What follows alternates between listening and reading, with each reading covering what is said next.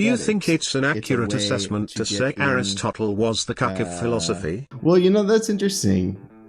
Because in a way, Aristotle is more famous and significant in some ways, or like more long-term influential on the Western tradition than Plato. But we don't say footnotes to Aristotle, we say footnotes to Plato. So there is a sense in which Aristotle is getting cucked by Plato. I think that's fair to say.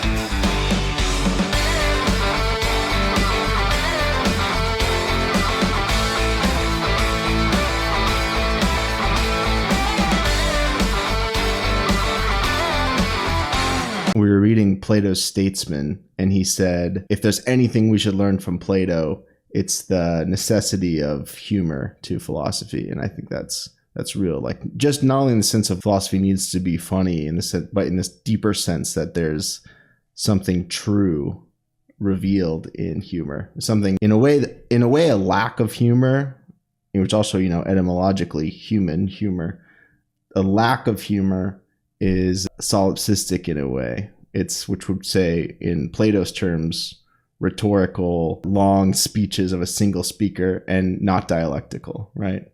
Yeah, positivists definitely don't understand metaphor or humor.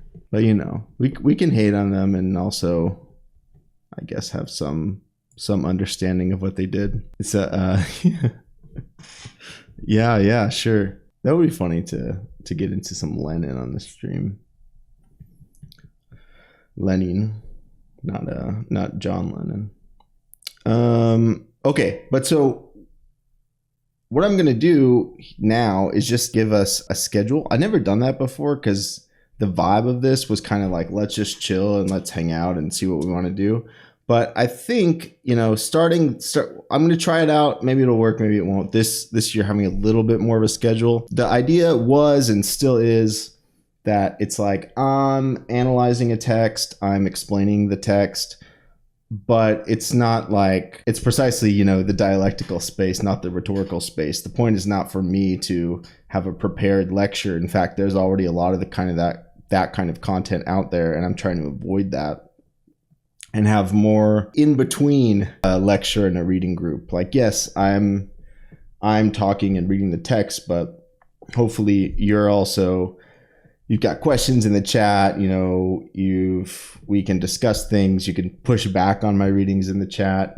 And also, there can be a sense that, today we're going to be reading Origin of the Work of Art by Heidegger, which is something I know pretty well, but there's still going to be things I could be wrong about, It's like, I'm not trying to be the master communicating the truth of the text to you. I'm trying to, work through the text and show my own lapses in knowledge as something more philosophical in a way. But nonetheless, so that the idea is that I'm going to be just kind of like openly, working through the text, and it's kind of a loose thing. You pop in, you pop out, whatever.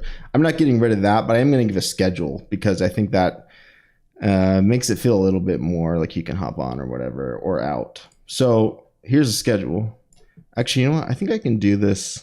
I've never done this before, but I think if I add text, I can do this. Intro was at 4 p.m. so we're already kind of doing that. Whatever, who cares, we don't need it. But well, I'll just write it in there. I thought it would be cool to do it on the actual stream, but this is the schedule. Intro,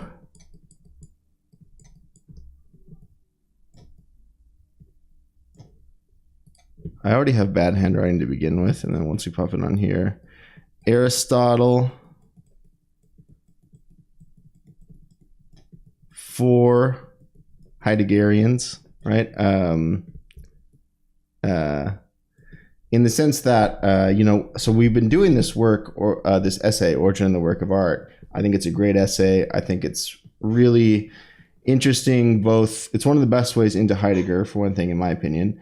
It's also a really interesting way of thinking about art. But the point is, it's really not a work of aesthetics. In fact, Heidegger actually thought that aesthetics were closer to metaphysics, and they're the precise kind of thing that we need to get rid of. That's this tradition of Western philosophy that's ultimately negative. It's not, well, negative sounds like negation, which is not what I mean, but it's ultimately a bad thing, a thing that was a mistake that we've inherited from ancient Greece that needs to be avoided.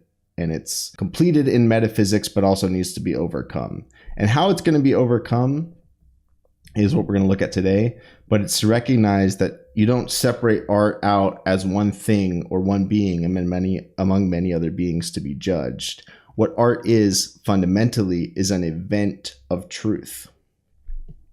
So it's really, to call it an essay on aesthetics would be a mistake. It's really not an essay on aesthetics. It's an essay on art, but it's also an essay on truth and the truth of being, which can only be revealed through art, which is why I say it's not a way to get into Heidegger's aesthetics. It's a way to get in the cuck philosophy. Do you mean the YouTuber cuck philosophy, or just in general a philosopher that's a cuck? Yeah, probably. Well, that's interesting. Because in a way, Aristotle is more famous and significant in some ways, or like more long-term influential on the Western tradition than Plato. But we don't say footnotes to Aristotle, we say footnotes to Plato. So there is a sense in which Aristotle is getting cucked by Plato. I think that's fair to say. So yes, I agree with you. Aristotle is the cuck of philosophy. Hello, Corpse Flowered. I know you. Great to see you here. But so anyway, so that's our schedule. So Aristotle for Heidegger, right? What got me derailed on the essay last time was that I was like, there's so much Aristotle in this that it's not going to be possible for us to even do this without reading Aristotle. So then I was like, maybe we just stop this completely and read the categories and then the metaphysics and then the physics and then the anima. I stopped doing that because that's the kind of thing you can always get into with philosophy, where you're just chasing back to, well, this is inspired by this and this is inspired by this, and pretty soon you're reading the oldest text ever written on clay tablets. The point, yeah, exactly. He mentioned, he says in I don't know how the chat got moved over. He says in what is called Thinking, which is a course meant to uncover the meaning of thinking, but is like a lot of it is analysis of Nietzsche. They read a little bit of Nietzsche, and then he says, okay, but that's enough of Nietzsche. You need to study Aristotle for 15 years before you can read any Nietzsche. So that's where that quote comes from. But yeah, if for Heidegger, Nietzsche's super important, Husserl's super important, Kant's super important. Was it really? Dude, I think there is like, yeah, I will check in the VOD after. That's crazy if that's true. Oh, you're getting banned regardless. Yeah, but so Kant is important, Nietzsche is important, Husserl is important, and the whole phenomenological area or like scene that Heidegger was part of is important. Kierkegaard is important, but I think it's really, there's no one that's more important for Heidegger than Aristotle. Specifically because you could say of Heidegger's philosophy that if you took the phenomenological learning that he gained studying under Husserl and in that world, and then using that to read Aristotle, was where Heidegger's philosophy really hit the floor or hit the ground running, or whatever the idiom is, because it allowed him, which is why, Gadamer and Arendt and, other people who were his students at the time felt that he, had electrified philosophy and brought it to life in the classroom, was precisely the fact that he was able to read Aristotle and show them how you could read Aristotle in a way that didn't feel like historicizing or digging up facts out of historical books, right? It felt like the philosophy was real and alive and concrete in their lives. What made that possible was this ability to read Aristotle differently through phenomenology. So anyway, I'm not an Aristotle expert. If you are, you can correct if I say anything wrong, because I might. But we're going to start by explaining Aristotle, not with the perspective of explaining Aristotle specifically, but with explaining the Aristotle that you need to know to understand Heidegger. And I think in the process, since part of this, the goal of this also is to show how to read philosophy, to show what you can do in that situation when you are reading something and understanding it relies on a past thinker. How do you engage with that in a way that allows you to keep reading the text you're actually reading and not going down the historical rabbit hole, while also getting that knowledge and understanding that knowledge? And the answer, of course, is really right secondaries, which I'll talk a little bit about. Explaining Aristotle to the best that I can in a way that's accurate to Aristotle, but that is emphasizing not Aristotle as such, but Aristotle as he becomes relevant for Heidegger. Then step 3, third part on the schedule. We're going to finish this section, The Work and Truth from the Origin of the Work of Art essay. So there's two parts to that. Rest, motion. This is even worse than when I write on the chalkboard in class. In art, right? This is really important for Heidegger. And of course, as we'll see, rest motion is important for Aristotle, which is where he gets that from.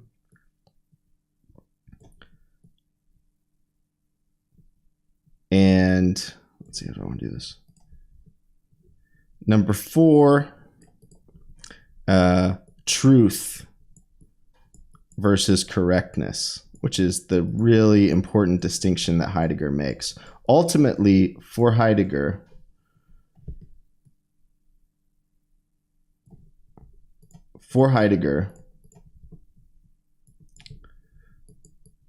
almost all, if not all, philosophy in the Western tradition has been concerned not with truth, but with correctness. But it has used the word truth for correctness. And of course, obviously, these are English words. The words Heidegger is using are German words. And they are for truth, Wahrheit, W-A-H-R-H-E-I-T. Sorry, next week, I'm going to get this working on the actual text instead of handwriting it. And richtig. Can we get a quick example before diving in of truth versus correctness Awesome. in art? Yeah. I will. Yeah. It'll be a little bit before we dive in, because this Aristotle background is going to help us here. But Wahrheit means nothing without aletheia. yeah, absolutely. Wahrheit, in a way, Wahrheit is aletheia, which is the Greek word, or actually one of the Greek words for truth and also for being, Heidegger says, which, if you pick it apart etymologically, is unconcealing. And this is what truth is for Heidegger fundamentally, is unconcealment, bringing out into unconcealment. The reason that that's not correctness is that correctness is what is already unconcealed, right? Truth is an active event which unconceals something that has been hidden. Correctness organizes, schematizes things that are already present. I want to give you an example, but it's if I explain the Aristotle first, it will seem less confusing. I think example might actually make it seem more confusing. But well, okay, if I'll give this example quick, but it's going to make everything's going to make more sense once we go over the Aristotle. The distinction that Heidegger made in the first part, which we talked about last time, between how we think of shoes or how we think of paintings traditionally and what they actually do, is shown by Van Gogh's painting of the peasant woman's shoes. Normally, the usual view of art is that it's a representation. to say it takes something and in the world and it represents it, right? So the shoes that are painted were there before, and now they're represented as a painting, right? That's the usual view. And that's something like correctness, because that's saying, it's a good painting because it's correct, right? The kind of thinking of art, if anyone ever rolls their eyes at some avant-garde art or something and, goes, oh, anyone could do that, but if something's like on Twitter, there was some painting that was like, all the blue checks were losing their mind over because it was just like almost looked like a photograph, right? If your view of art is correctness, that is the best kind of art. The hyper photorealistic, so difficult, so skillful, so correct. It's just like reality. But that's correctness. The Van Gogh's painting, which is, quite, mimesis, exactly. Mimesis is deeply connected to correctness because this is, that's Plato's view of art. Arguably, there's, of course, we could complicate that, but generally speaking, that would be the view of Plato's view of art, is that's mimetic. It represents the world. And that would be one of the things that Heidegger is trying to critique.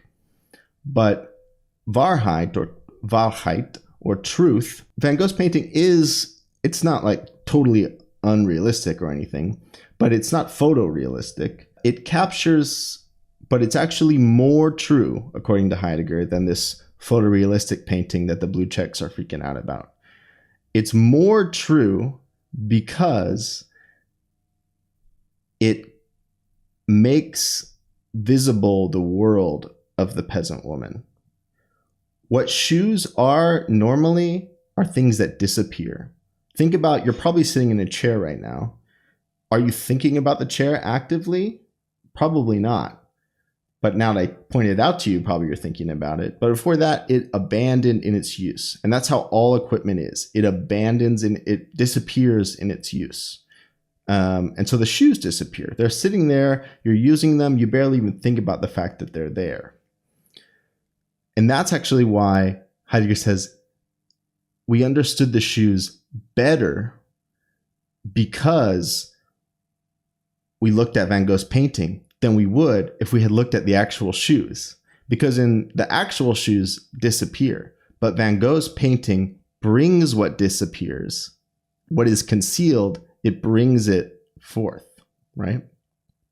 And what it shows us also is that the shoes are not just, objects that exist on their own.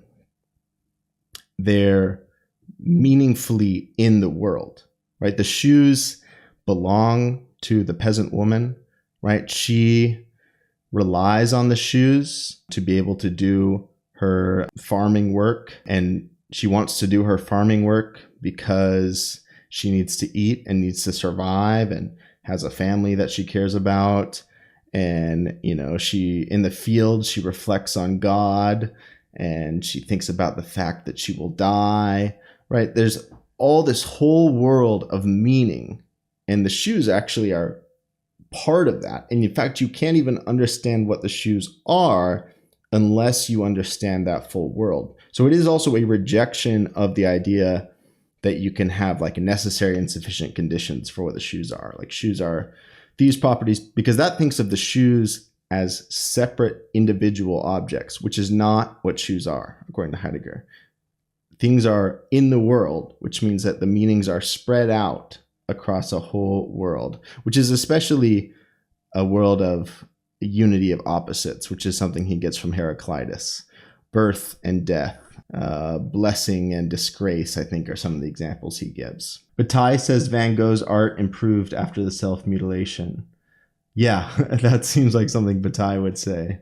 I would actually like to do some Bataille on here. And it's really interesting to think about overlaps and distances between Bataille and Heidegger. Thinking also about how, Bataille thinks about religious art. It's like an atheist in the sense that his critique of religion, but that's not really the right way to put it, I would say, because it's also like emphasizing the truth in, what's the term for it? The paintings of the crucifixion. I think there's like an art term for it, but like the truth of not the myth of it, but the material reality of the crucifixion, of the just violent bloodiness of it. Yeah, but so that's all getting ahead, but that's hopefully that answers the question of an example of truth versus correctness. And then the very end, I don't have my at the bottom, I actually had this turned off. I have my TPRI logo, which is stands for the Topological Poetics Research Institute, which is this stream and all others are part of this collective. And I'm gonna do at the very end of stream, the last part is I'm going to say a little bit more about what TPRI is, and also show some work from some other people in the collective and what they're doing. So, okay, cool. Thanks for tuning in. Let's get going. So first things first, that's the end of the intro. Let's talk about Aristotle. So what I have here is the Stanford Encyclopedia entry on the categories. So here's my suggestion, right? And this is potentially, to me, it doesn't feel like a hot take, but apparently on Twitter it kind of is a hot take, because there's like these debates like, you should never read secondary sources, or like you should only read secondary sources, which I don't agree with either of those positions, because I think they're already confused about what a secondary source is, right? A secondary source is not a replacement for reading the actual text. In fact, that wouldn't make any sense, because most people who read secondary sources are the people who already have read the text 50 times and they're like a specialist in the subject, right? It's for doing the work, right? And this would just be a Heideggerian perspective, the hermeneutic work of working out, or the Gadamersian secondary perspective. Sources are not just absolutely, yeah, exactly. They're not just correctness. They're unveiling what's already in the text. They're bringing, but already. Well, I shouldn't say already in. It's like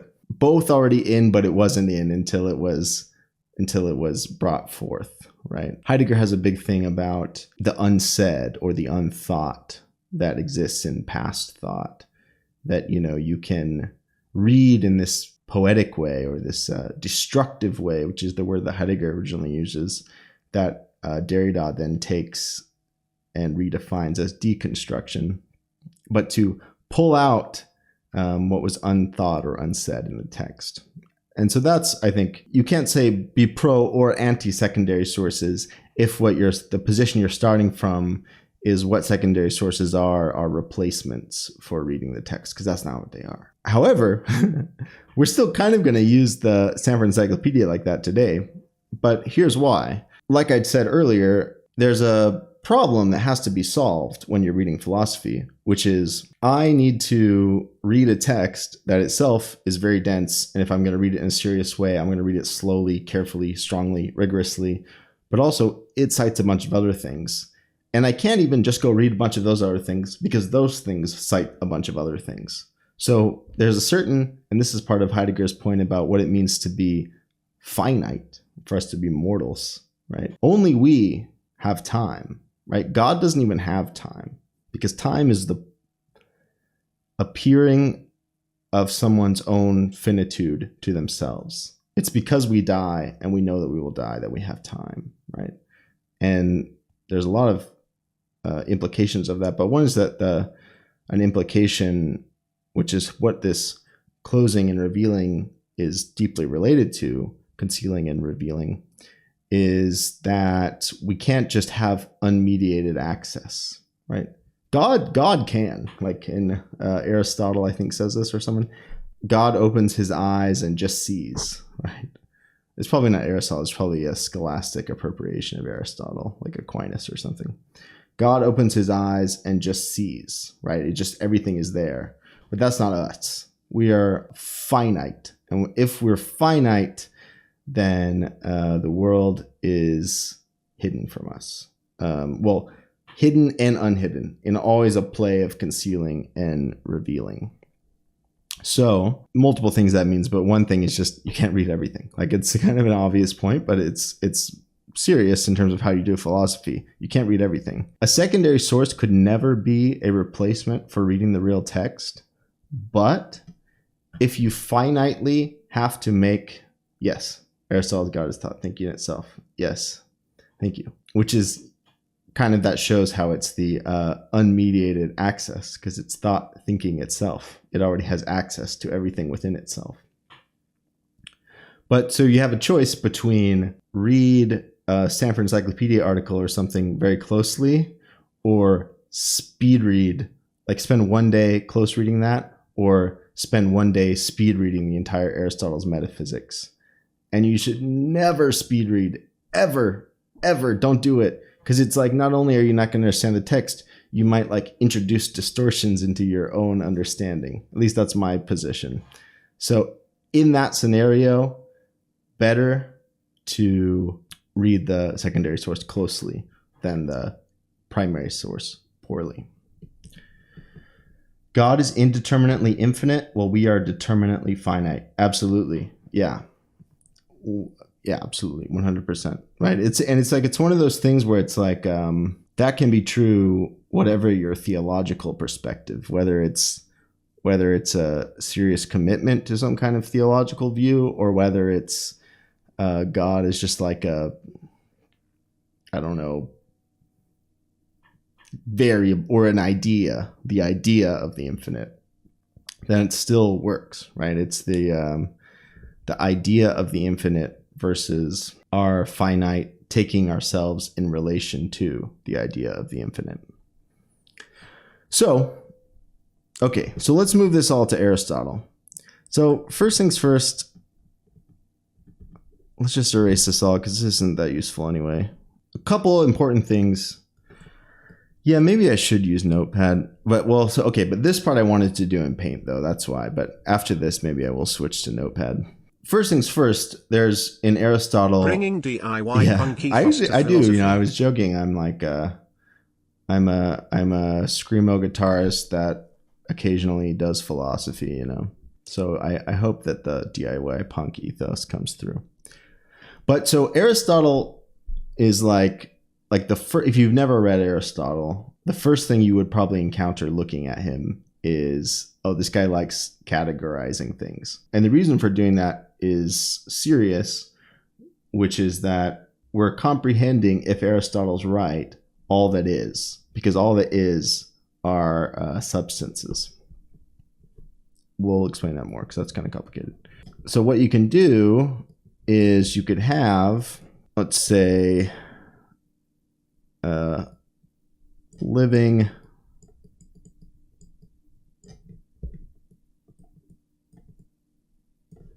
and non-living. Why I was doing this is I was going to draw it, but whatever.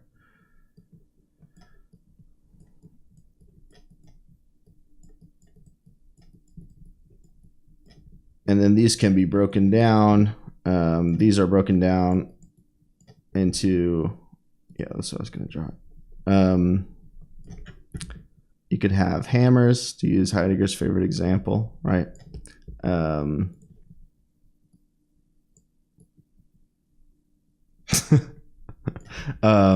Which is to say, you could have artifacts, right, which are things that are non-living and made by humans. And you could also have non-living and not made by humans. Things like rocks. I hope so. I always, it's always funny to imagine, because we have his lecture courses, but, and maybe someone knows this if they've read like reports from the courses, but like, did Heidegger draw on the board? Did he, what kinds of things did he do in class? I think that would be funny. Let me, so that's my poor rock. So non-living can be divided into those two. I think that covers it all, but I'm not 100% sure. But then living is divided also into three things. Yeah, Heidegger giving a PowerPoint. He's just reading off of it.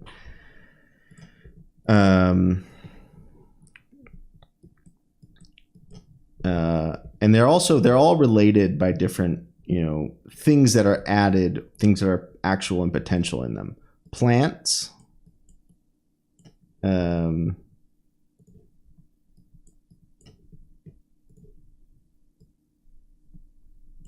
which have a nutritive soul. They have a basic desire to, I think, to live and to reproduce, right? To photosynthesize and to spread their seeds and all that. Then you have animals,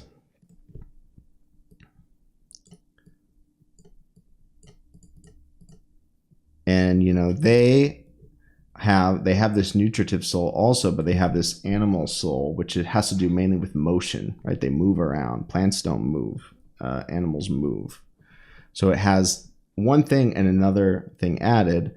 And then we have humans,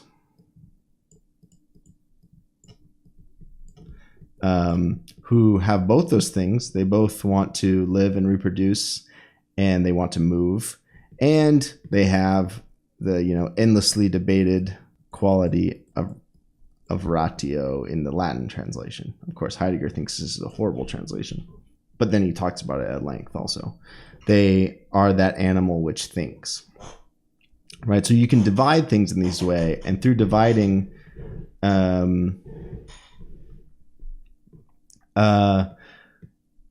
that's a complex question. Do non-living things include concepts and ideas? We're going to explain that in a second. But when we're talking about substances, we're talking about things that are neither said of nor present in, I believe. Feel free to correct me if I'm wrong, but I think that's true. So we're not talking about concepts and ideas, because those are not substances in themselves, but they are things that are said of or predicated of substances, I believe is how he makes that distinction. And I'm pretty sure that's correct. But anyway, so you can keep building up. You could build a whole chain like this all the way down. And then you build up to the largest thing that all things are, which is being.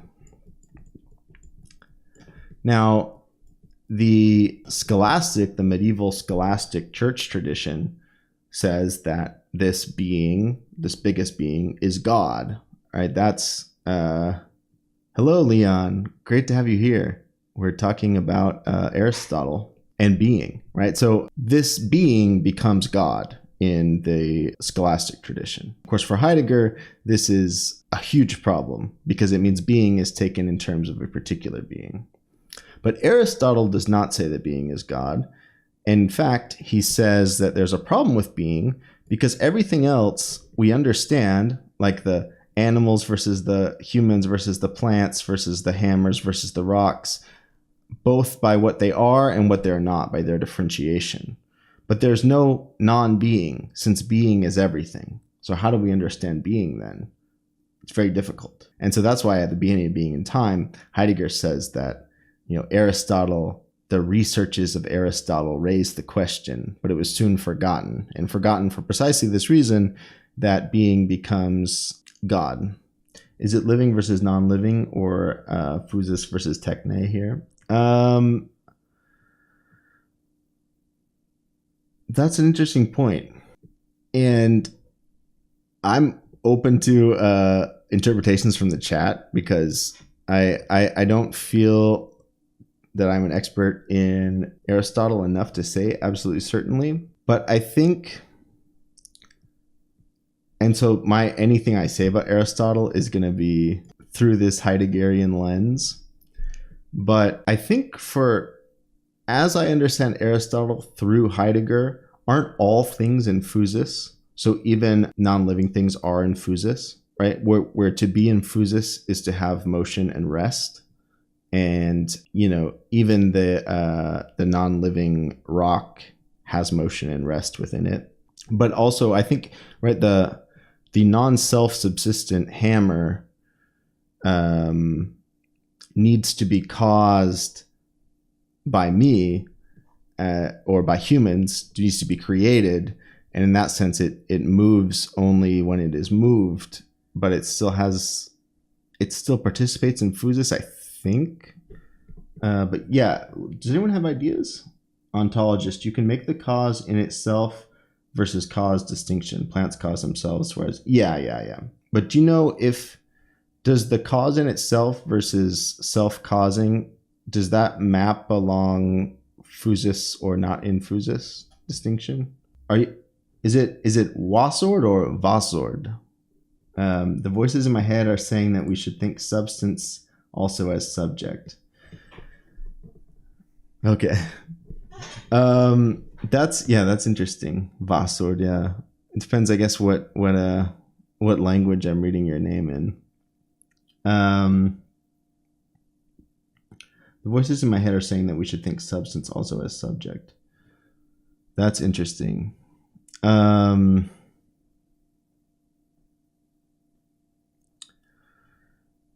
I think that's a complicated question, because the question would be, because certainly, you know, if by subject you mean a human subject, humans are substances for Aristotle. But yeah, could a rock be a subject? Leon, yes, absolutely. The meaning of physis is this coming forth on its own. No, I think it's clear with animals that they have this quality, that they are part of physis, but to me it seems that with techne, it depends on the perspective. They can be both understood as created and as physis, depending on the perspective. At least that's what I take Klaus Held to be saying. Yes, I have heard, but I haven't read. Maybe from you, actually, in the Discord. Yeah, if there's something that's relevant for this that you'd recommend, feel free to recommend it. Yeah, I'll have to think more about that, because I'm not sure, and maybe I should do this like season of the streams. I want to bring on guests, so maybe I should find a real Aristotle expert to bring on and clarify some of these things, because I'm an Aristotle enjoyer, but not an Aristotle expert for sure.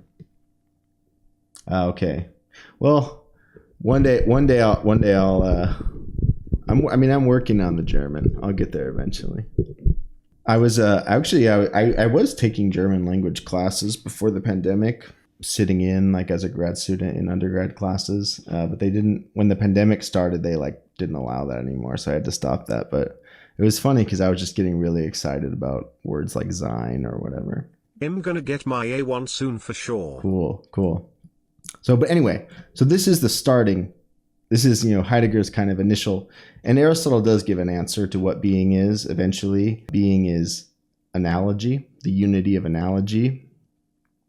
But Heidegger ultimately finds that insufficient. So I don't want to go down it now, especially since we may never get to the actual text at this rate. I think I will now switch actually to Notepad, because the only thing I really needed the paint for was to draw that little diagram. So let me pull up Notepad. Heidegger was unvexed. Makes you think. So Aristotle makes this distinction. Doesn't Heidegger agree with the analogy eventis? Being is a manifold, the different ways being is said are only being via analogy. Except Heidegger discovers the deeper root of the analogy within time, which is itself a manifold. Between said of, not said of, and present in, and not present in. So you have said of versus not. Let's just do it that way. Present in, let's call it PI, or not PI, right? And so this, Aristotle builds out his categories, right? When the word categories is translated, say, oftentimes people talking about Aristotle, especially if we're going more in like the analytic tradition, we're going to just say, oh, by categories, he means what's predicated. But Heidegger's not going to be happy with that kind of definition, because for Heidegger, it's really important not to have these jargony terms which are ossified and loose. It's more important, much more important, to look at Aristotle's actual language, which gets closer to what's actually at stake or at issue here. And the word category comes from the Greek kategorein, which means like to speak against in court, right? So there's a sense in which what is being said in the word category is almost like when you categorize something, you're putting it on trial before a court, right? Which is also interesting because this is also true of the word fact, that a fact is an accusation. It's like the crime. So there's a lot of, people say that Kant brought this in because of his own interest in boundaries, and that's probably true, but also this legal element in philosophy goes back really to the beginning. There's some weird connection there, right? But so a category is to speak against something. So I think it says at least two things there that's lost if you just say predicate. One, that it's in the public space of dialectic, and it's not in the sophistical space of rhetoric where it's just one person speaking. It's in the public space where something is being put, statements are being made against something. And two, that the language or the speech is made against. So there's a sense in which something in your language, when you make a kind of philosophical statement, is encountering the thing that it talks about. And this could be in the Heideggerian way, that the language is the house of being in which the thing can show itself from out of itself. That could be the positive reading of it, or it could be the way that Heidegger's critiquing, the correctness way, that, it's metaphysics. It's a subject over and against an object. It's words against an object. So I think there's a lot that's interesting there. Sorry, I missed some comments. Leon, doesn't Heidegger agree with the being is a manifold, the different ways being is said are only being? Is it? Yeah, absolutely. Yeah, I mean, when I say Heidegger thinks the unity of analogy is unsatisfactory, it's not. It needs to be. It's a wrong statement that needs to be thrown away. It's that it needs to be thought more deeply. What goes unthought inside of it is what needs to be thought. Because I missed this comment, so this was a while ago, but the unity of analogy, isn't the example Aristotle gives like healthy? Like we could say of a person that they are healthy, of an activity that it is healthy, and I swear he says, doesn't he say like someone's pee or like urine is healthy or something like that? These are all things that are different, but they are analogized. And that's the way through which being is thought multiply. Of course. Yeah. And that ultimately is something like what Heidegger's trying to think. But the deeper root in time is a sense that Aristotle still thinks being, I think Heidegger would say, but again, it's complicated, on two levels, right? On beings and beingness. But there's the third level of being as such, or being in itself. The scholastic example is that we say both the created as well as the creator. Yeah. Mm-hmm. Yep. There's a sense in which there has to be something deeper than beingness, and it has to be more than analogy. But it is, it's within time, which is itself a manifold. Totally. Ron says, how would Aristotle interpret categorically false true? I don't know what the origin of that phrase is. I don't know. Does anyone know where that idiom comes from? That could help us answer that question, because I'm not sure. I mean, I don't know if it's probably a newer idiom, but why does the word category get used there? I don't really know. It's interesting. I'd have to look it up because I'm not really sure, but that's interesting. But so anyway, the categories, right? Aristotle gives a whole list of things. Yeah, the Seinsfrage, which for those who don't speak German, it's the being question, the question of being, which is the split between beings and being. But it goes deeper in the later Heidegger, because there becomes three rather than two. I mean, it's still always, to be clear, the difference between being and beings, but there's also this idea of being as such, beingness, and beings. So like there's like three levels. And that's one reason that for later Heidegger, being and time was still insufficient, is that aspect even though he was trying to escape from metaphysics, there was still a sense in which he could not escape from the equation of being with beingness, is what he says later. Okay, but so said of, not said of. This is how Aristotle builds out all of his categories. And so then you just, it can be, said of and present in, not said of, present in, said of, not present in, not said of, not present in.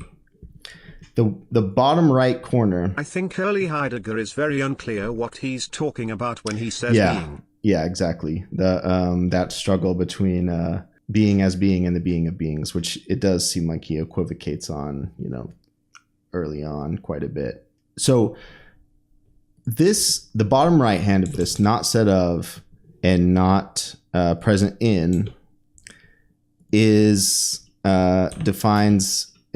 substance for Aristotle in the categories. There's some discrepancy, which is a huge scholarly debate between what Aristotle says in the categories and what he says in the metaphysics.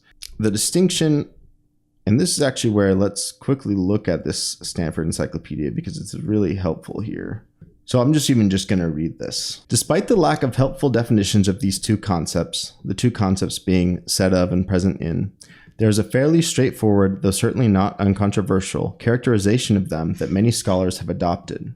By focusing on Aristotle's illustrations, most scholars conclude that beings that are said of others are universals, while those that are not said of others are particulars. If you point to a bird and you say bird, you are saying of it, it is a bird, i.e. you are saying the universal category birds. Versus if it's, not said of it, if you're pointing to this particular bird. So that's one way in which it's importantly a substance is not said of, because when you talk about substance, you're not talking about a universal category. You're talking about a real particular before you. And then beings that are present in others are accidental, while those that are present in others are not present in others are non-accidental. Now, non-accidental beings that are universals are most naturally described as essential, while non-accidental beings that are particulars are best described simply as non-accidental. If we put these possibilities together, we arrive at the following fourfold system of classification: accidental universals, essential universals, accidental particulars, non-accidental particulars, or what Aristotle calls primary substances. Right? So, yeah. That's cool that you're reading the dissertation. That's amazing. I love in general reading dissertations. It's so interesting to see that kind of, because a dissertation is really like a thinker's first formulation. And it's like both kind of the thing in most cases that they're going to do for the rest of their life, but it's also like the initial raw formulation of something. But yeah, so an accident, of course, is like this shirt. The Hegel's Phenomenology of Spirit t-shirt is certain colors. It's black, what would you call it? Some kind of tan, green, but shirts don't have to be that color. There's red shirts, blue shirts, green shirts, white shirts, right? So it is a feature of this shirt that it is those colors, but it is not necessary to its being a shirt that it has those colors, which is why those are accidents, right? They're not necessary features, but they are features of this particular shirt. So you can have, and that's what, and the shirt is a shirt. The color yellow is something present in the shirt. So it doesn't stand alone, but it's present in. So that's what the present in, not present in distinction means. So, there's the universal green, which is said of this Hegel's name spelled here, that is green. And it's present in this shirt. Green, not in this shirt, but just in general, said of, or like, so some green that's not present in would be said of, but not present in.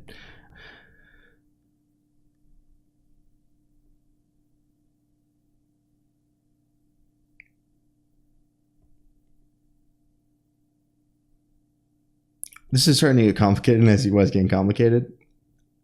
let's not go too far down this road, because the only thing that we need to know for this is the bottom right one, the substance, the not said of and not present in. This is a way of understanding the most basic kind of thing, right? And it's kind of, some people would call it, I think some people would strongly agree with this as interpretation of Aristotle, and some people would hate it. The green was caused in the shirt as opposed to the cause of green of a plant is in Yeah, itself. and of course this distinction is at work as well, that the green was caused in the shirt by a human maker or by a human making a machine that made it or whatever, versus the green of the plant in itself, which is self-causing. But what I was saying, sorry, the biological particularism would be one way of describing it. Some people I think would agree with that, and some people would be like, no, that's not what he means at all. But you could at least keep it in mind as the idea that there are these basic particulars. They are not said of something. They are not present in anything else. They are themselves complete. And that is what a substance is. And that's why in the categories you have the category substance, and then you have all these other categories, quantity, quality, a bunch of other ones that are things said of subjects or in some other ways related to subjects. But the primary thing you have is a subject. Sorry, not a subject. Misspoke. Very important. Not a subject, a substance. I think that's because we were talking about that earlier. My brain switched them up. Substance, not subject. There's a substance and there's a bunch of other things applied to the substance. Okay.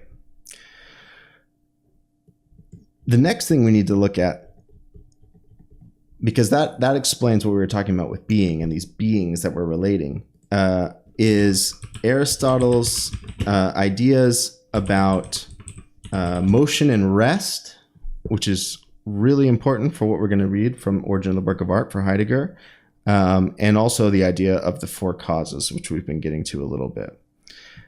So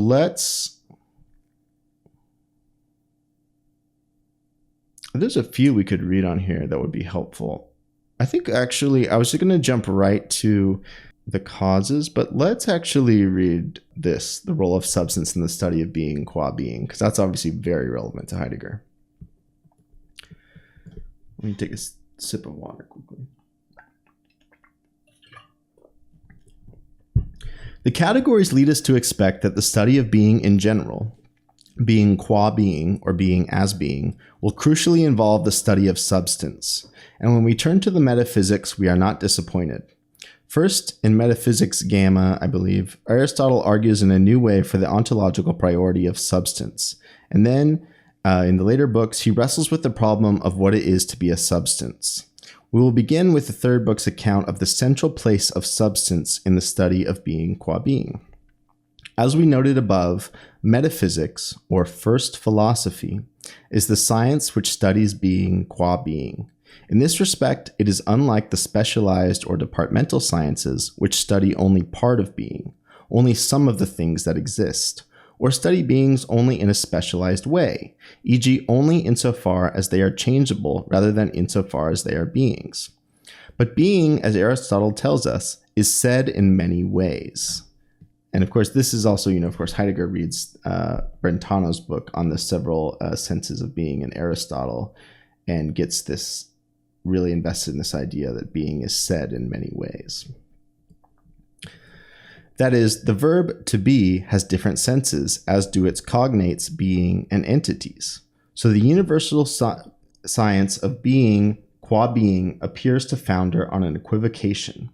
How can there be a single science of being when the very term being is ambiguous? Consider an analogy. There are dining tables and there are tide tables.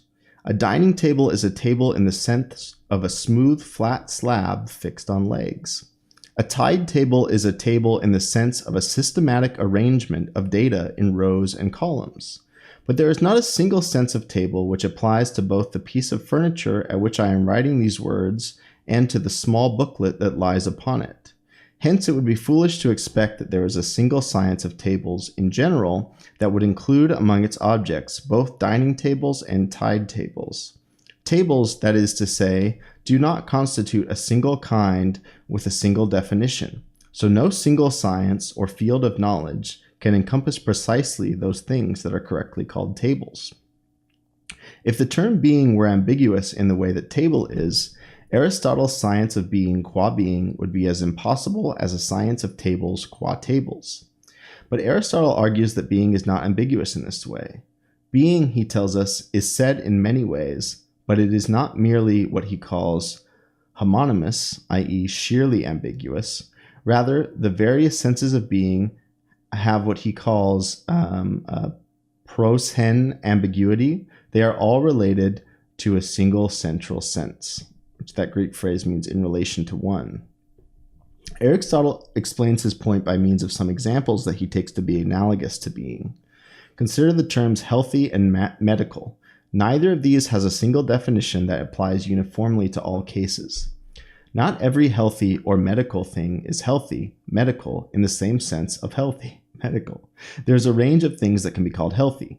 People, diets, exercise, complexions, etc. Not all of these are healthy in the same sense. Exercise is healthy in the sense of being productive of health. A clear complexion is healthy in the sense of being symptomatic of health. A person is healthy in the sense of having good health. But notice that these various senses have something in common, a reference to one central thing, health, which is actually possessed by only some of the things that are spoken of as healthy, namely healthy organisms, and these are said to be healthy in the primary sense of the term. Other things are considered healthy only insofar as they are appropriately related to things that are healthy in this primary sense. The situation is the same, Aristotle claims, with the term being. It, too, has a primary sense as well as related senses in which it applies to other things because they are appropriately related to things that are called beings in the primary sense. The beings in the primary sense are substances. The beings in other senses are the qualities, quantities, etc. that belong to substances. An animal, e.g. a horse, is a being, and so is a color, e.g. white, a being. But a horse is a being in the primary sense. It is a substance, whereas the color white, a quality, is a being only because it qualifies some substance. An account of the being of anything that is, therefore, will ultimately have to make some reference to substance. Hence, the science of being qua being will involve an account of the central case of beings, substances. So that actually summarized pretty well what we just were talking about. So I don't necessarily think I need to analyze it closely. But again, insofar as this Aristotle, we're doing Aristotle, but not for the purpose of understanding Aristotle, which we might do another day, hopefully, but for the purpose of understanding Aristotle for Heidegger. And so hopefully that makes clear how Heidegger takes up this question of being from Aristotle, right? It attempts to revive it in the sense that, again, it gets lost, according to Heidegger, in the transition into Latin in the scholastic tradition, where being is thought in terms of God, and it becomes ontotheology. Because in addition to it, any problems there might be with God, it's thinking of being in terms of a particular being. It's not that you could pick some other being than God that would be better. You have to not think of being in terms of a particular being. It would be interesting to get into why Aristotle thinks that philosophy is the science of being. Yeah. Do you have an idea about that, Leon? Why Aristotle thinks that philosophy is the science of being? It's interesting. I have a sense that it's that philosophy, that to know, it's almost like contained in the meaning of knowledge is almost to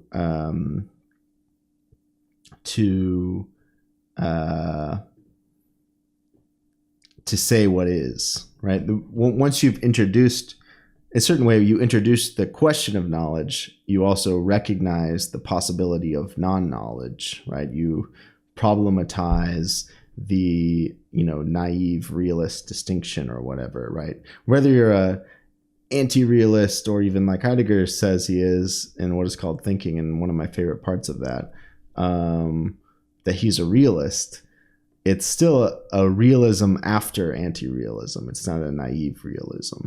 and that, yeah, that there's some sense in which what it would mean even to do science, first of all, though I think this does get problematized in interesting ways, by someone like Wittgenstein or whatever, but that, science puts before one or something like that, well, what is? And that all questions follow from that. Hello, Tindarios. Thanks for the follow and thanks for stopping by, and feel free to chat. I know from Fink that he takes it to be the conclusion of a tendency in knowledge to become more knowledge. Interesting. In like a dialectic sense, or just in a like knowledge of, rather than knowledge merely stacking up, like knowledge dialectically turns on itself to become more knowledge or something. Heidegger is also pulling from Plato's Sophist. Like he opens, yeah, no doubt. I mean, Plato is of course a huge influence as well. I mean, I don't think Plato is as big of an influence on Heidegger as Aristotle, but nothing about saying that in any way says Plato's not a huge influence on Heidegger, and Heidegger is deeply engaged with Aristotle. We're reading, what we are reading is The Origin of the Work of Art by Heidegger, but we're on a very long Aristotle detour to make sense of some important parts in there. But yeah, no, of course, Heidegger is super invested in a link to Origin of the Work of Art. It's published in multiple places. I don't know if there's a PDF online, but it's in the Basic Writings by Heidegger. If you libgen it or something like that, it should be on there. It's also in that, I think it's in the Poetry Language Thought collection also. But yeah, the essays Origin of the Work of Art by Heidegger. I can type it in the chat. Origin of the Work of Art by Heidegger, published in Basic Writings and other collections also.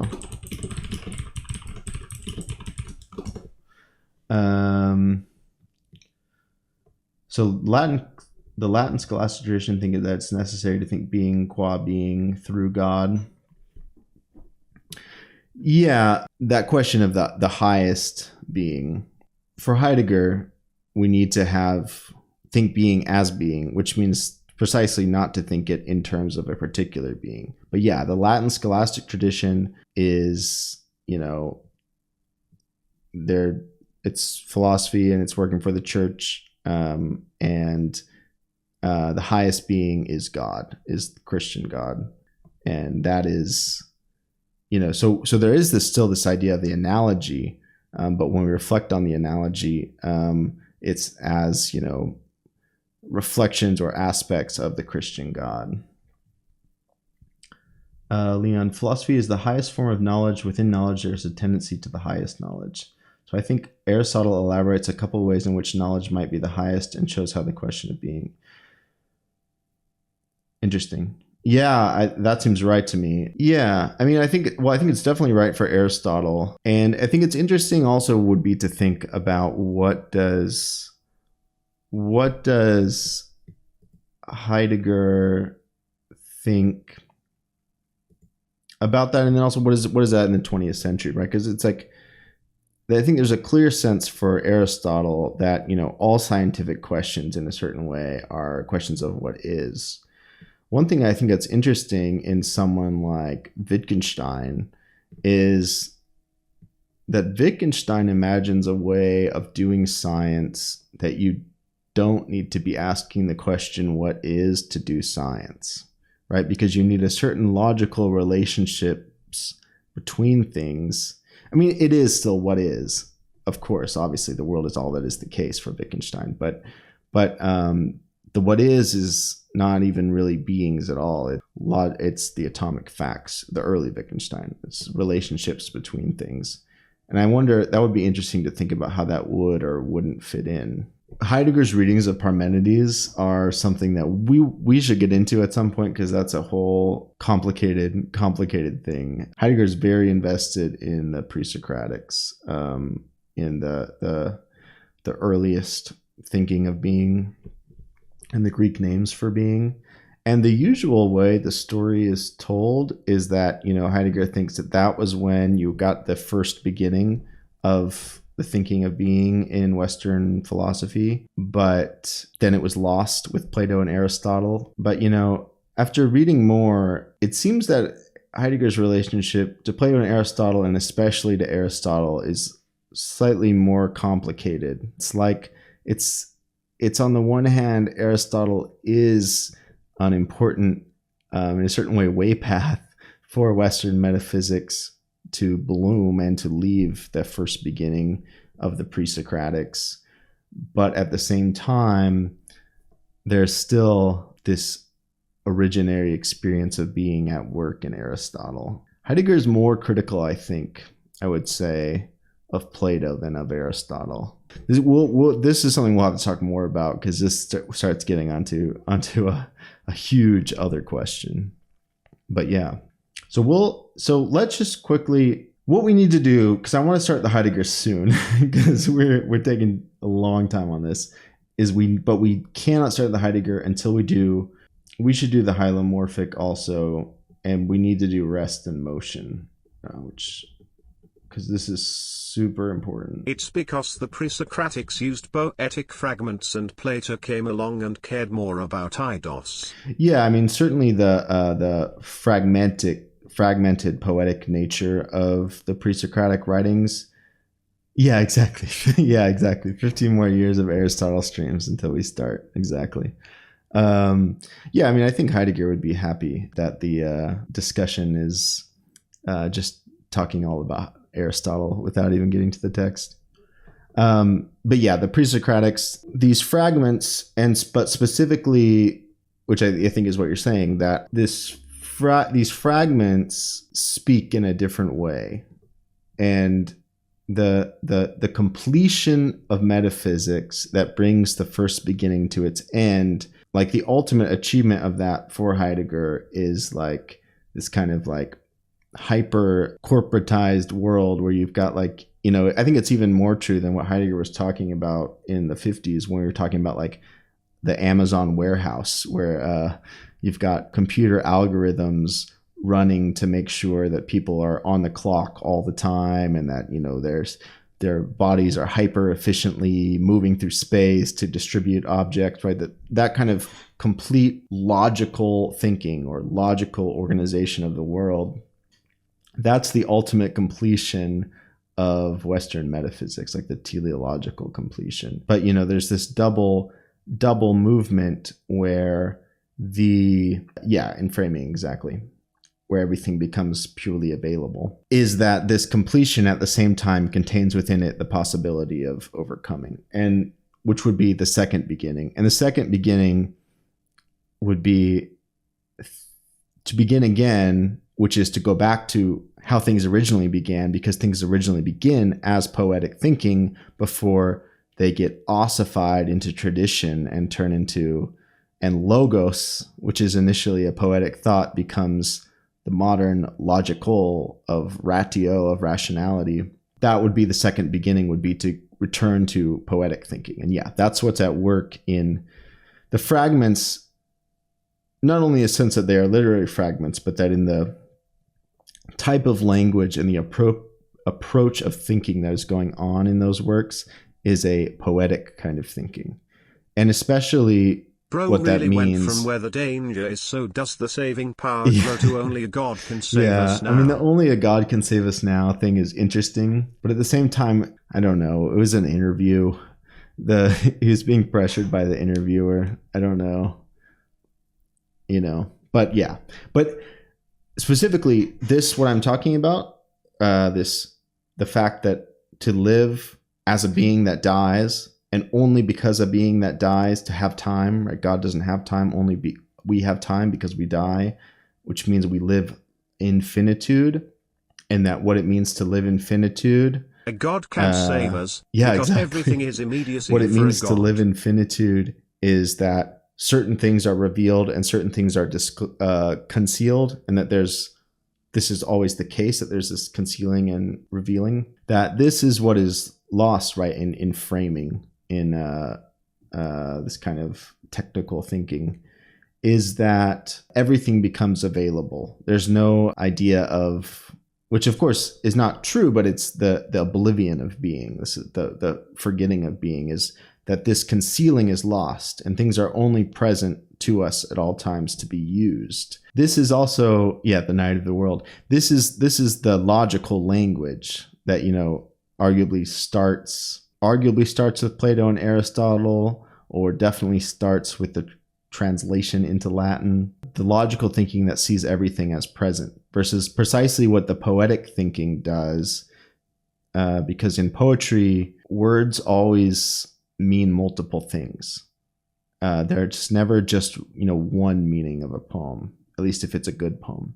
It's it's words play double, triple meaning through puns, through rhyme, through translation, and that kind of poetic thinking is what needs to happen for thinking and for the second beginning, because like in the fragments, the pre-Socratic fragments, this sense that language both shows something, but that there's something concealed, and that there's also, you can read the unthought in Heraclitus because you can read the multiple levels of meaning at work in one of those fragments.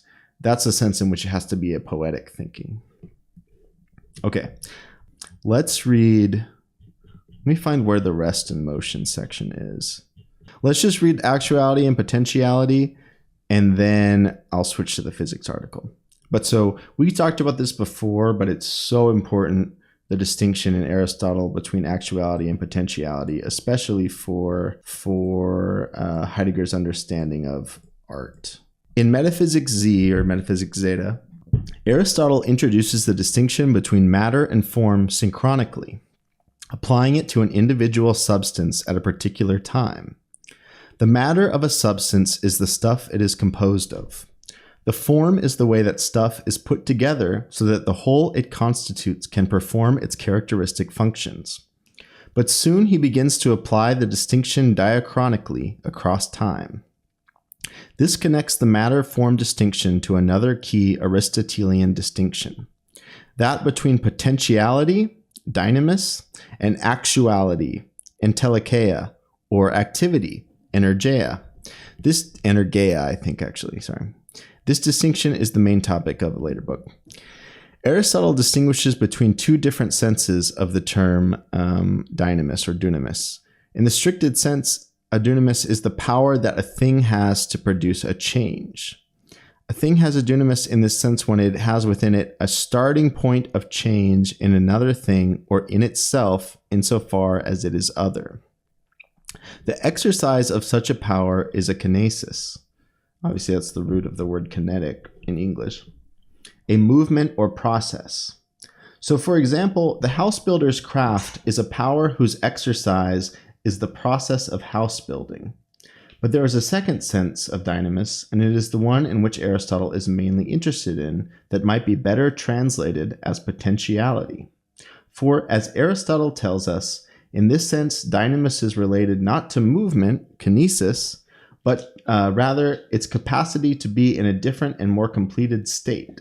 Aristotle thinks that potentiality so understood is indefinable, claiming that the general idea can be grasped from a consideration of cases. Activity is, to potentiality, Aristotle tells us, as what is awake is in relation to what is asleep, and what is seeing is in relation to what has its eyes closed but has sight, and what has been shaped out of the matter is in relation to the matter. This last illustration is particularly illuminating. Consider, for example, a piece of wood, which can be carved or shaped into a table or into a bowl. In Aristotle's terminology, the wood has at least two different potentialities, since it is potentially a table and also potentially a bowl. The matter, in this case wood, is linked with potentiality. The substance, in this case the table or the bowl, is linked with actuality. The as yet uncarved wood is only potentially a table, and so it might seem that once it is carved, the wood is actually a table. Perhaps this is what Aristotle means, but it is possible that he does not wish to consider the wood to be a table. His idea might be that not only can a piece of raw wood in the carpenter's workshop be considered a potential table, since it can be transformed into one, but the wood composing the completed table is also, in a sense, a potential table. The idea here is that it is not the wood qua wood that is actually a table, but the wood qua table. Considered as matter, it remains only potentially the thing that it is the matter of. A contemporary philosopher might make this point by refusing to identify the wood with the table, saying instead that the wood only constitutes the table and is not identical to the table it constitutes. Since Aristotle gives form priority over matter, we would expect him similarly to give actuality priority over potentiality. And that is exactly what we find. Aristotle, and it's also important to note here that since we're reading for Heidegger, Aristotle gives actuality priority over potentiality, but Heidegger thinks it's the opposite. And this is actually one of the things that a poetic thinking would reclaim is, for Heidegger, potentiality is more fundamental and prior to actuality. It's the other way around. Actuality is prior in logos since we must cite the actuality when we give an account of its corresponding potentiality. Thus, visible means capable of being seen. Buildable means capable of being built. 2. As regards temporal priority, by contrast, potentiality may well seem to be prior to actuality, since the wood precedes the table that is built from it, and the acorn precedes the oak that it grows into. Nevertheless, Aristotle finds that even temporally, there is a sense in which actuality is prior to potentiality. The active that is the same in form, though not in number, with a potentially existing thing, is prior to it. A particular acorn is, of course, temporally prior to the particular oak tree that it grows into, but it is preceded in time by the actual oak tree that produced it, with which it is identical in species. The seed, potential substance, must have been preceded by an adult, actual substance. So in this sense, actuality is prior even in time. 3. Aristotle argues for the priority in substance of actuality over potentiality in 2 ways. A. The first argument makes use of his notion of final causality. Things that come to be moved toward an end, telos, the boy becomes a man, the acorn becomes an oak, and the activity is the end, and it is for the sake of this that the capacity or potentiality is acquired, for animals do not see in order that they may have sight, rather they have sight in order that they may see. Matter is potentially something because it may come in the form of it. At any rate, when it is actively something, then it is in the form of it. Form or actuality is the end toward which natural processes are directed. Actuality is therefore a cause in more than one sense of a thing's realizing its potential. As we noted in section 11, one and the same thing may be final, formal, and efficient cause of another. Suppose an acorn realizes its potential to become an oak tree. The efficient cause here is the actual oak tree that produced the acorn. The formal cause is the logos defining that actuality. The final cause is the telos towards which the acorn develops, an actual, mature oak tree. B. Aristotle also offers an even stricter argument for his claim that actuality is prior in substance to potentiality. A potentiality is for either of a pair of opposites, so anything that is capable of being is also capable of not being. What is capable of not being might possibly not be, and what might possibly not be is perishable. Hence, anything with the mere potentiality to be is perishable. What is eternal is imperishable, and so nothing that is eternal can exist only potentially. What is eternal must be fully actual. But the eternal is prior in substance to the perishable. For the eternal can exist without the perishable, but not conversely, and that is what priority in substance amounts to. So what is actual is prior in substance to what is potential. Yeah, this is why material physicalism sucks. It identifies matter with actuality. Absolutely. And Heidegger would completely agree with you on that. In fact, that's why he makes one of the reasons he emphasizes that potentiality is prior to to actuality. And also, as we're going to see in the actual essay, when and if we ever get there, Heidegger tries to draw out meanings of physis, which of course is the root of physics and physicalism, to show that it's maybe more complicated than a modern view in terms of how Greeks experienced it versus how we do, because according to Heidegger, physis is the rising of all things to come and rest in themselves. But then at the same time, he still thinks in a certain way it's a mistake to say that being is all that is physical, all that is physis. But at the same time, he's getting to what is said in the word physis. So also I'll say about this, let me even read a specific sentence that will really show how this is directly in Heidegger's essay here. It's much earlier in the essay. We discussed it in an older stream, which is posted to YouTube if you ever want to watch the old streams. He says he's talking about what is actual in the artwork. Where did he put this?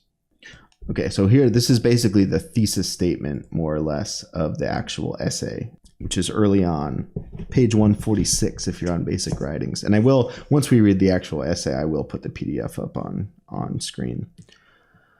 Our aim is to arrive at the immediate and full actuality of the work of art, for only in this way shall we discover actual art also within it.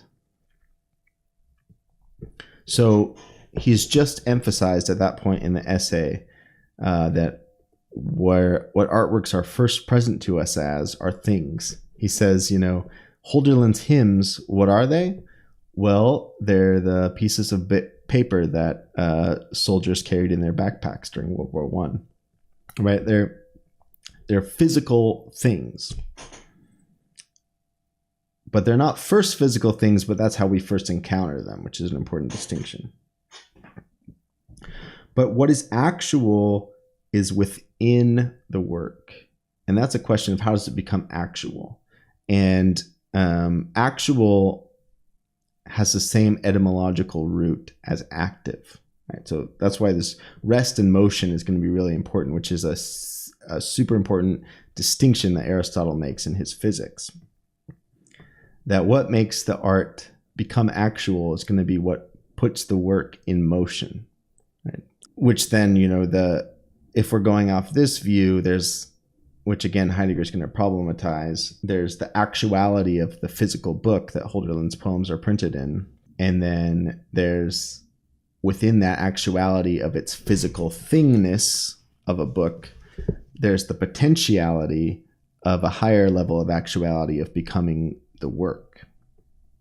What does it mean to become the work? That's one of the things that Heidegger's going to have to show. Actuality through work seems a priori to me. Actuality. What do you mean by that? Yeah, I think that might accord with the other thing that's important to know is that Heidegger treats all of his essays and writings and everything as way paths. In fact, a lot of times he would be walking this particular path in the Black Forest near where he built his hut in Tottenauberg, which is outside of Freiburg, where his university position was. And you can walk that path, I guess, if you go there, which I want to do someday. And he thinks that that's how his thought moves. It winds along a winding path. And that's also something about poetic thinking versus logical thinking, moving in a winding path rather than a direct path. That he presents things and then challenges them later in the essay. So, and of course, it's both the thesis of the essay, but he's also, and he doesn't even say it's wrong necessarily, but he challenges it in the sense that he unpacks other things hidden within it to rethink it differently. But yeah, it starts from this distinction in Aristotle between actual and potential. Okay. I mean that in the sense that thought itself has to do its own work to become actual in the world. Yeah, that seems right to me. I agree. Absolutely. And that's, and I like that you say do its work, because that's the definition finally of what art is for Heidegger, is the setting to work of truth in the world. That's what he ultimately gets to. To do the work in a certain way is to set into motion. Okay, let's read this very last Aristotle thing, and then we'll be done with the Aristotle reading. We just need to read about his physics, right? I mean, and hopefully, one thing that we hope to. Oh yeah, it's this on here. It's called the natural philosophy. What hopefully happens, which is one of the goals of this kind of thing in Heidegger and in philosophy and in poetic thinking, is to take words that feel ordinary, like them so well, you know exactly what they mean, and make them feel strange, Yeah, right. Yeah, it's funny. It's funny how long that lasted. I just recently read Frankenstein, and the chemist that creates the monster Frankenstein is referred to as a natural philosopher. And that book's not that old. It's funny how recently we were still calling things natural philosophy before they dropped out. So, but to make ordinary everyday words feel strange again, and this is a really important idea for Heidegger, the idea of feeling uncanny. Unheimlich is the word in German. Like uncanny or strange, that and in emphasizing the strangeness, uncanniness, eeriness, are able to see, right? One way of thinking about it is it's like the glasses on your face, right? They're what's closest to you, nearest to you. So in a certain way, they should be the easiest. But in fact, they're so close, it's almost hard to see, almost hard to take them off and see them. That in this metaphor, words like physics are the glasses. They're so close that we don't even think about what they mean. And hopefully in the process of thinking, we can take physics off and look at it and think about how weird it is. And especially, right, what Heidegger says is that there's a time in history where these words emerge. And these words, at the moment in which they emerge, seem strange to the people that discover them. But then they get passed down and they get baked into history and culture, and they cease to seem strange. And that's, right, philology not even once. Definitely not for Heidegger, absolutely for Heidegger, but it was for better or for worse in his case. By making them seem strange again, you get away from the sense that it's just common sense, that of course the world is everything physical and we know what it means to say something's physical. You stop to think about it and you think about how it's a particular idea we in the West have inherited from ancient Greece, and whether that idea is right or not is something that you can do, Heidegger thinks. And so we're trying to think about, what is this word physis, which is the root of physics? What does it really mean? Okay, this will be good. This will be the last we'll read of this. We'll read these first two, because then we can hit the four causes also. And if we hit the four causes, then we'll know also how that's working in how we're thinking about art. So this is Stanford Encyclopedia's summary of Aristotle's physics, which we'll use to then jump into the origin of the work of art. Maybe we'll do it today, or maybe we'll do it next time, given the pace we're going at. Nature, according to Aristotle, is an inner principle of change and being at rest. Right? So remember that for Heidegger, the artwork is what sets into motion, which is also a word for change in a way, the truth of being, and comes to rest on the earth. So that this is a direct relevance to that. This means that when an entity moves or is at rest according to its nature, reference to its nature may serve as an explanation of the event. We have to describe how, to what extent, through what other processes, and due to what agency, the preconditions for the process of change or of being at rest are present. But once we have provided an account of these preconditions, we have given a complete account of the process. The nature of the entity is in and of itself sufficient to induce and to explain the process once the relevant circumstances do not preempt it.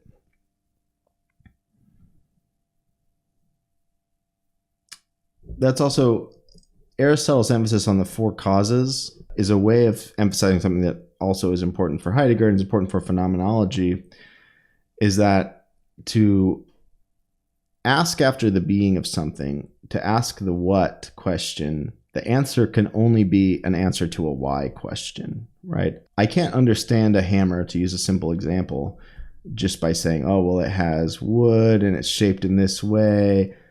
I only understand hammer if I can understand the context of hammering, what the hammer is supposed to do and why someone would want to do that and the world it exists in, right? To explain what something is ultimately to explain why it is at all. Why it could be so many things, but what it is this, right? That's a phenomenological emphasis of it, and it's also a Aristotelian in the sense that we're giving these causes. We're asking to answer what something is. We're answering why is it? Why is it caused? Okay. Nature as inner principles of change and rest are contrasted with active powers or potentialities, which are external principles of change and being at rest, operative on the corresponding internal passive capacities or potentialities. When a change or a state of rest is not natural, both the active and the passive potentiality need to be specified. Natures then, in a way, do double duty. Once a nature is operative, neither a further active nor a further passive capacity needs to be invoked. Even so, as will be clear from Aristotle's discussion, this general thesis will require a host of qualifications. Because natures, beside the active and passive potentialities, are ultimate grounds in causal explanations, Aristotle sets out how they are integrated with the doctrine of causation. An explanation for a state of affairs must specify some feature or some object in general, some abstract or concrete entity which is responsible for it. The entity responsible is, Aristotle submits, a cause. Different explanations of a single state of affairs are possible and indeed usually necessary, because there are different ways of being responsible for different facets of the same state of affairs. The variety of responsibilities are grouped by Aristotle under four headings, the so-called four causes. It's also important to think about here, which is itself a debate in how we should interpret Aristotle. Are these claims metaphysical claims? Are they epistemological claims? Or are they both? To say the famous line from Parmenides, thinking and being are the same. Heidegger's going to lean towards that one, but it's an interesting question because it's a lot of times it's saying the way it's worded, it could be describing something true independent of humans, or it could be describing a particular way of coming to know the being of a thing. And obviously, phenomenology is going to be in that sense that the what was originally called intelligibility, which is a word Heidegger changes out for different words for being, becomes crucial to understanding what something is, since what something is how it is and why it is and what it is for me, for example. Okay, but let's keep reading. The first two of these four causes... Why does he reject the use of intelligibility? Yeah, that's a good question.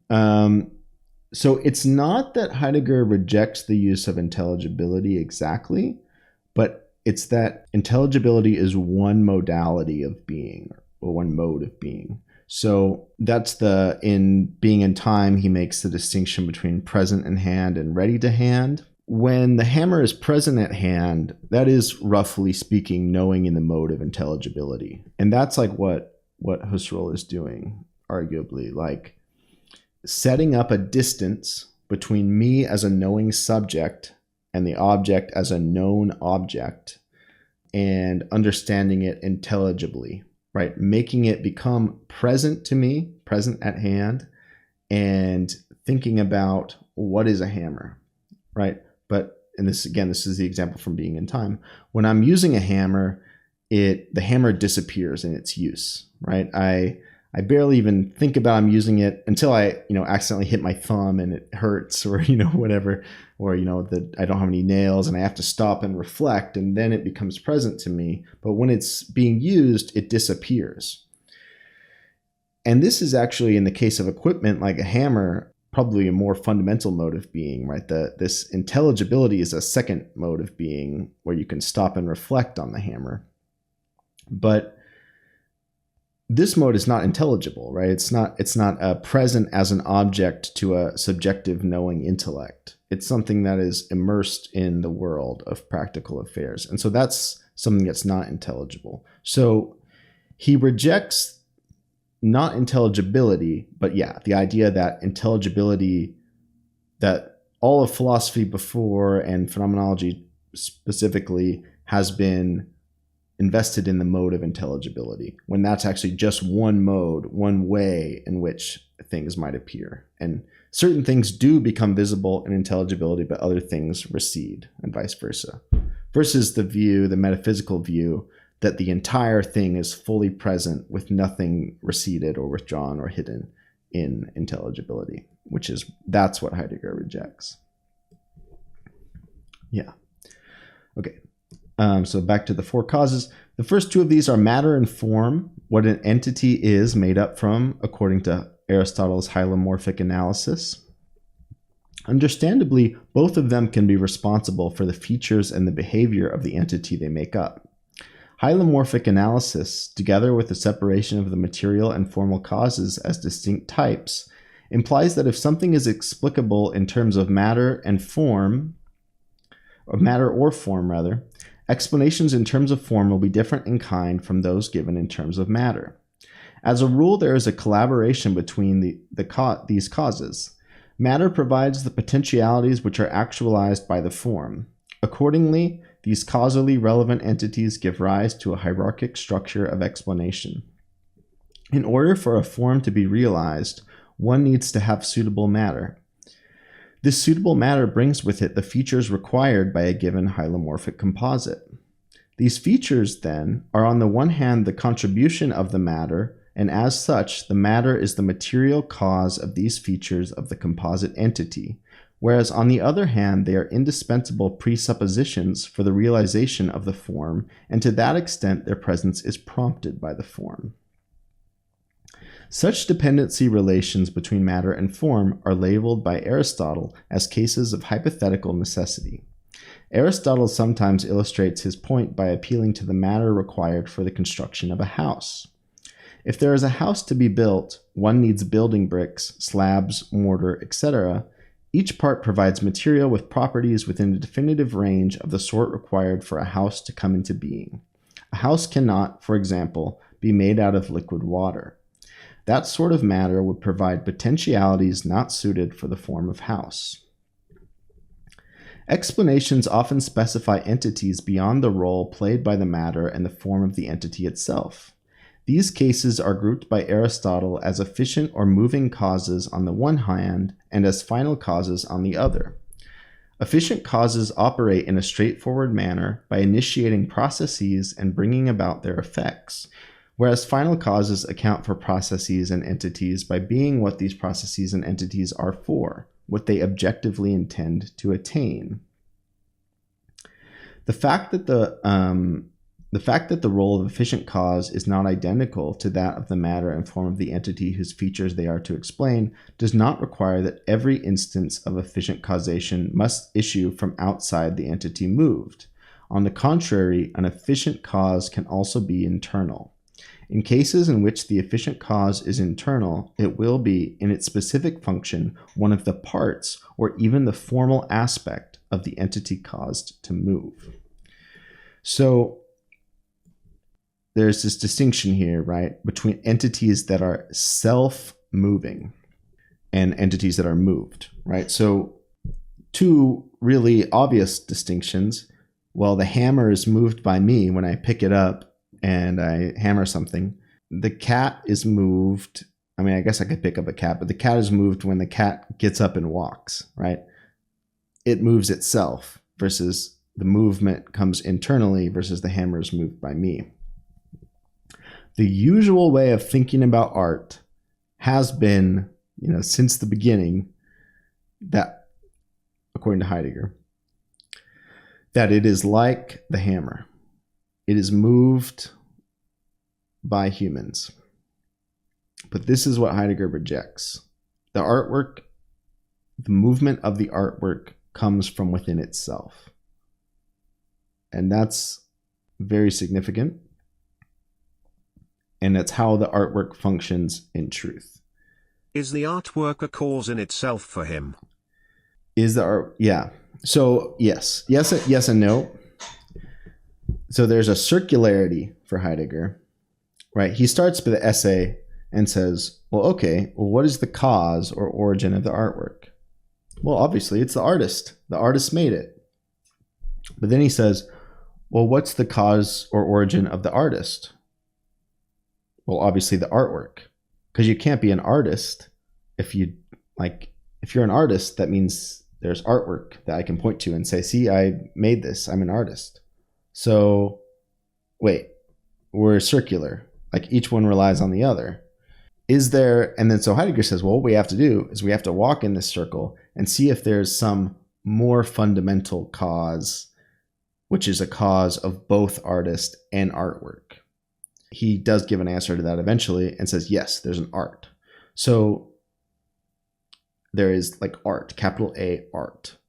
And that is the cause of the artwork. So it's like the artwork is caused by art, but art is something that is actual in the artwork, is active. It's what makes the artwork move. It's actual. It's what's active in the artwork. Maybe I was just waiting to finish the Aristotle till I said this, but I think it's just like, it's going to make it, I should just say it now because it makes this all seem less abstract and weird. The example, I mentioned the Van Gogh example earlier. The other example he gives that I think is even better is the example of the Greek temple, right? One way to think about it, and maybe the conventional way to think about it, would be that, I don't know where, I guess in Athens, the Athenians who built the Temple of Athena had these beliefs, so they built an artwork that represents them. So it's like a hammer, and it's built, set into motion by human builders, and what's useful in it is that it represents the beliefs of the Athenians, right? That would be maybe a more conventional view, and that's what Heidegger wants to reject. Instead, Heidegger thinks actually it is the temple which gives the Athenians their worldview, actually. It's not that they already had it and then they built it. It's that they build the temple and then the temple shows something to them, right? He says, everything seems to radiantly rise in physis around the temple at the center. It gives meaning to the world. It gives them ideas about birth and death, tragedy and grace, I think is the distinction he makes.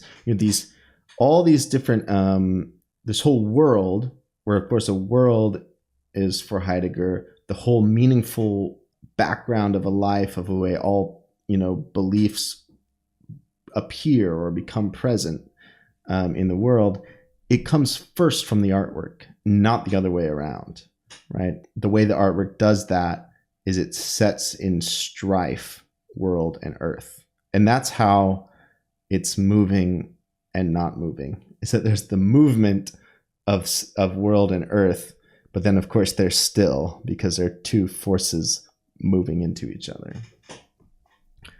So that's the example of how it works, of how the art, and then that's what art is. That's what's the cause of the artwork and the artist is art, and what art is the setting in motion, the truth of being, where the truth is the revealing of being to beings.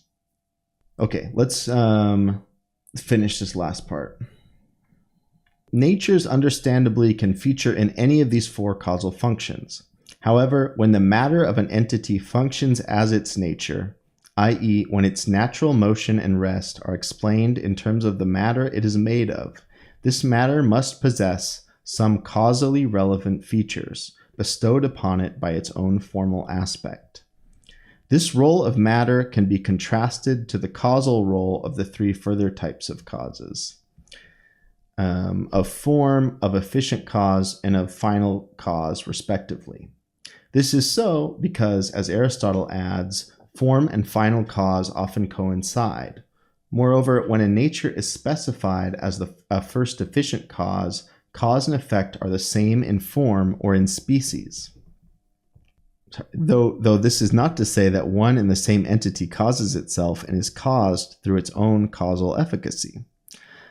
As internal principles of moving and rest, natures stand in an exclusive relationship to the efficient or moving causes of the motions and rests they bring about. In some cases, when Aristotle is not specifying the first moving cause, he can assert the identity of... sorry, I keep looking at the chat and then losing my place. He can assert the identity of nature and moving cause. Accordingly, the soul of living beings will be identified as the substance, i.e. form, and the moving cause of the organism whose soul it is. But the identification, even in this restricted sense, will need some further important qualifications, to which we will return in section 5 below on movers and unmoved movers. And of course, that's the... Well, let's just read it. We'll read section 5 also, because that's an important one, unmoved mover. And then we'll be done with Aristotle. 2. Motion. Because motion or change, kinesis, is mentioned in the definition of nature, any discussion of nature will need to rely upon the explanation of motion. One might, erroneously, think that this is an easy task, because Aristotle's categories do contain two related types of entities, action and passion. Aristotle's discussion of motion in the Physics, however, starts out in a somewhat different manner. When he submits that there is no motion besides the categories, he does not assign motion to the categories of action and passion. After mentioning that the entities in the categories come in opposites, Aristotle claims a few lines later that there are as many kinds of motion and change as there are kinds of being. This means that motions are grouped here with the entities of categories where they affect change. And this is this is what, even now, what it means in English when we say the study of physics, right, is roughly the study of motion, even though we don't necessarily always think of it that way. But here's the root right here, that it is this ancient Greek physis, this way of thinking about physis as motion. And then when you think about, well, why do we call physical stuff then physical if rocks don't move, for example? And here's why. It's from Aristotle. There's this sense that all physical things are in motion, are in movement. And in fact, Aristotle thinks rocks do move. He thinks they move down toward the earth, which is an outdated scientific idea, obviously. But you could, think about it in interesting ways. But that this is at root in, the word physics and the word physical that we're using all the time is this idea of motion, this Greek experience of being as beings in motion. Nevertheless, when making this claim, Aristotle speaks about four kinds of motion and change only: those in substance, in quality, in quantity, and in place, whereas the number of the kinds of being should have remained 10. Indeed, the Physics will later submit its own list of categories. That list is slightly reduced. It has 7 or 8 elements, depending on whether we include or exclude time. The reduced list also concludes with the claim that there are 3 kinds of motion, plus the additional kind of substantial change. That is to say, even where Aristotle enumerates a fairly complete list of categories, he will not have motions in every one of these categories. Yeah, the metaphysics is the book after physics, right? Yeah. Heidegger talks about that quite a bit in multiple places, but in What is Called Thinking, he has some really interesting observations on this, like after physics or beyond physics, and the way that that's taking this physis already as the root, the after physis or beyond physis. Yeah, absolutely. That is to say, even where Aristotle enumerates a fairly complete list of categories, he will not have motions in every one of these categories, and he is not content to relegate motions to the categories of action and passion. But this is a context where Aristotle stresses another issue. He is not interested in assigning a separate ontological niche for motions, regardless of whether that might or might not have been a feasible task within the categorization of entities. Here, Aristotle is more intent on characterizing the ontological links which motions have to entities falling into different categories, and to find a general matrix of undergoing and effecting change. This happens in several steps. First, Aristotle claims that changes of relation are not changes in their own right. Rather, they are accidental, as they occur also in entities in which no change occurs at all, if the entity which they stand in relation to undergoes some change. After these considerations of the crucial two categories of action and passion are eliminated, they cannot possibly house motions in the same way as the other four categories do. This is so because such a motion would require that there should be motion or change of an action or a passion. But there are no motions of motions, so even though actions and passions qualify as motions, or at least are intimately linked to motions, we can set aside action and passion as types in which motions can occur. This leaves us with the shorter list of relevant categories: 1. Substance, 2. Quality, 3. Quantity, and 4. Place. Within the four domains where genuine change can occur, change always requires the existence of a potentiality which can be actualized. But change, and so there's also this motion within things always has to do with relation. I mean, in Aristotle, everything is like related to everything else. It's carefully organized, but motion and rest is carefully related to potentiality and actuality. But change is neither identical to this potentiality, nor to the lack of property, nor, without further qualifications, to the actuality which is acquired when the potentiality is actualized. It is a special kind of actuality, the actuality of the potential insofar as it is potential. Aristotle's formulation strongly suggests that the potentiality actualized in the process of change is not a separate and independent potentiality for motion, alongside the entity's potentiality for harboring the end state of the process. The process, say, house building, and the end result, the house, are different actualizations of the same potentiality of a set of materials that is buildable into a house. Not only would Aristotle's definition be uninformative otherwise, amounting to the tautologous claim that change is the actualization of the capacity for change, the further qualification in the definition that change is the actuality of the potential insofar as it is potential would be completely idle. This further restriction is easiest taken as selecting between the different types of the realizations of the same potentialities. As Aristotle stresses, these are the incomplete actualities belonging to these potentialities, adding also that what is actualized in a process of realization is an incomplete potentiality only. Accordingly, potentialities of change may be admitted into the ontology. But even if they are admitted as additional potentialities, they do not need to feature as potentialities in their own right, but as the incomplete variants of the fundamental potentiality for an end result. It is furthermore important to note that potentiality in this discussion throughout excludes actuality. In a formulation closely matching the formulation of the principle of non-contradiction, Aristotle asserts that some things are the same, which is to say have the same properties, are the same substances, both in potentiality and in actuality, but are not at the same time or not in the same respect, as e.g. a thing is warm in actuality and cold in potentiality. Hence the ability of Aristotle's definition to pick out the paradoxical entity, which is the actuality of a potentiality that can no longer be present once it has been replaced by the corresponding property in actuality. And I think that would be a way of thinking about some of these, for Heidegger, these real, true contradictions. You know, this kind of poetic thinking where, you know, nothing could be a lack and a positive presence at the same time, right? It could have a double sense.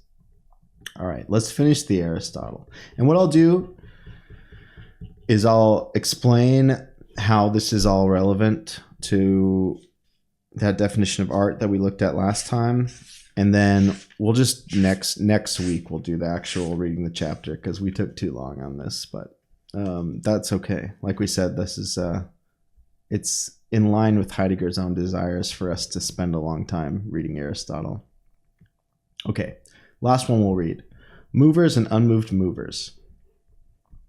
The definition of motion as the actuality of a potentiality of the entity undergoing motion, insofar as it is potential, requires that in each case the passive potentiality for the change is present in the changing object. The presence of the potentiality can, nevertheless, be in accordance with the nature of the object, in which case the change is natural or according to nature, or can happen in the face of a contrary disposition on the part of the nature of the entity, in which case the change is forced or contrary to nature. A major presupposition on Aristotle's part is that this division is exhaustive. There are no changes to which the nature of the entity would be indifferent or neutral. The major consideration behind such a presupposition is that natures regulate the behavior of the entities to which they belong in a comprehensive manner, and not merely partially. Any influence the entity is exposed to interacts with its nature in a substantive manner. The entity does not possess potentialities for change which would not be directly related to the tendencies emerging from its nature. Note, however, that even if we endorse the exhaustiveness of the dichotomy of natural and forced motions and accepted the thesis that simple bodies possess a unique natural motion, we would not need thereby to accept Aristotle's further major claim that natural and forced motions come in pairs of opposites, with the result that if a motion is contrary to the nature of an entity, the opposite motion will be its natural motion. Where there is room for some more complex relationships among the targets of changes than a simple opposition along an axis of a single dimension, and this is eminently so between locomotions along rectilinear and circular paths respectively, there can be several forced translations in contrast to the single natural motion of the elements endowed with rectilinear natural motion, as Aristotle also admits in some passages. Although this allows for several different motions that are contrary to the nature of the same entity, the natural motion will still have a single opposite motion, the one which is directed to the opposite location. Consequently, natural circular motion will have no motion that is opposite to it. Aristotle's classification of motions into those contrary to nature and those according to nature applies not only to the motions of the moved objects, but transfers also to the movers affecting motions. A mover can affect a motion which is contrary to its own nature. Aristotle's example of such an unnatural mover is the lever, an object heavy by nature with which loads can be lifted. Although such movers can affect motions in a contrary direction to the motion at the head of the causal chain, levers are operated by the downward push of something heavy at the other end, the crucial consideration for Aristotle in this case is that the original initiating cause of the causal chain should affect the motion according to its nature. Taken together, these considerations imply that we have a complete account of the physical domain once we have a thorough description of what is natural to the entities in that domain, together with a specification of all the circumstances in which they operate. Book 8 of the Physics argues for the additional thesis that for each motion, whether natural or contrary to nature, there needs to exist a mover. In cases of forced motion, movers are present in a conspicuous way. This need not be so, however, in cases of natural motion. Apart from the cases where the nature of the entity is at the same time a moving and efficient cause, i.e., apart from living beings, whose nature, the soul, is both formal and efficient cause, the mover may be inconspicuous. This is eminently so in the remaining large class of natural motions, the natural motions of the elements. The nature of these elements, their inner principle of motion and rest, is not the moving cause of the motions of the elements, Aristotle claims. If it were, then it would be up to the elementary masses to determine when they should perform their motions, but plainly this is not so. Moreover, the principle of causational synonymy rules out that any homogeneous mass, without an internal demarcation into separate components, one moving and the other being moved, could move itself. This is so because, on the assumption that one part of a homogeneous body could move another part, the active component of change would be, in every aspect, indistinguishable from the part in which change is effected, and this in turn would mean that change would occur even though there would be no transmission of a causally relevant property from the active part to the passive. This implies that even though we may answer the question as to why the elements move to their natural places, the light bodies up and the heavy bodies down, by an appeal to their respective natures as causes, that it is simply their nature to move somewhere. This is a quote, and this is what it is to be light and to be heavy. We do not thereby specify their moving causes. Their thrust being in a single direction, the elements cannot circumvent even rather than simple obstacles that they may encounter on their way. A sealed container can retain air underwater, the roof stays put pressing down the walls of a building, etc. Hence, whoever removes an obstacle to an element's motion is causally responsible for the ensuing elemental motions.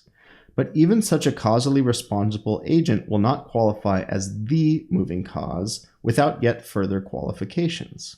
For the identification of the moving cause of these locomotions, Aristotle invokes his distinction of two potentialities.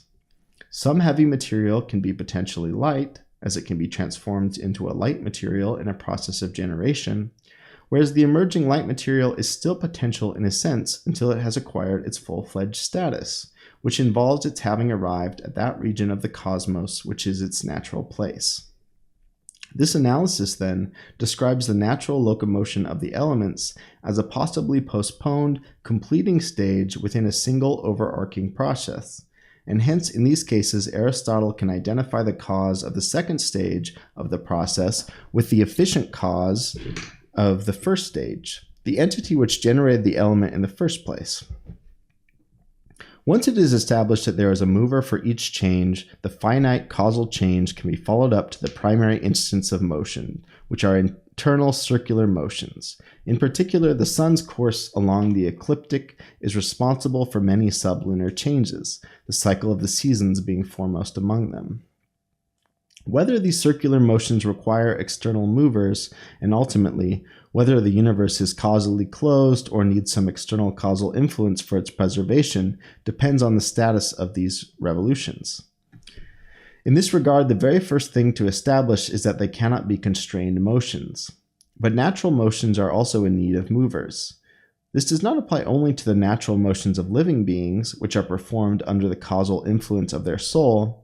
The natural motions of the four sublunary elements are also caused by specific external causes responsible for these motions. And on the basis of these considerations, Aristotle feels entitled to assert that every motion whatsoever, including also then the eternal circular motions, require a mover.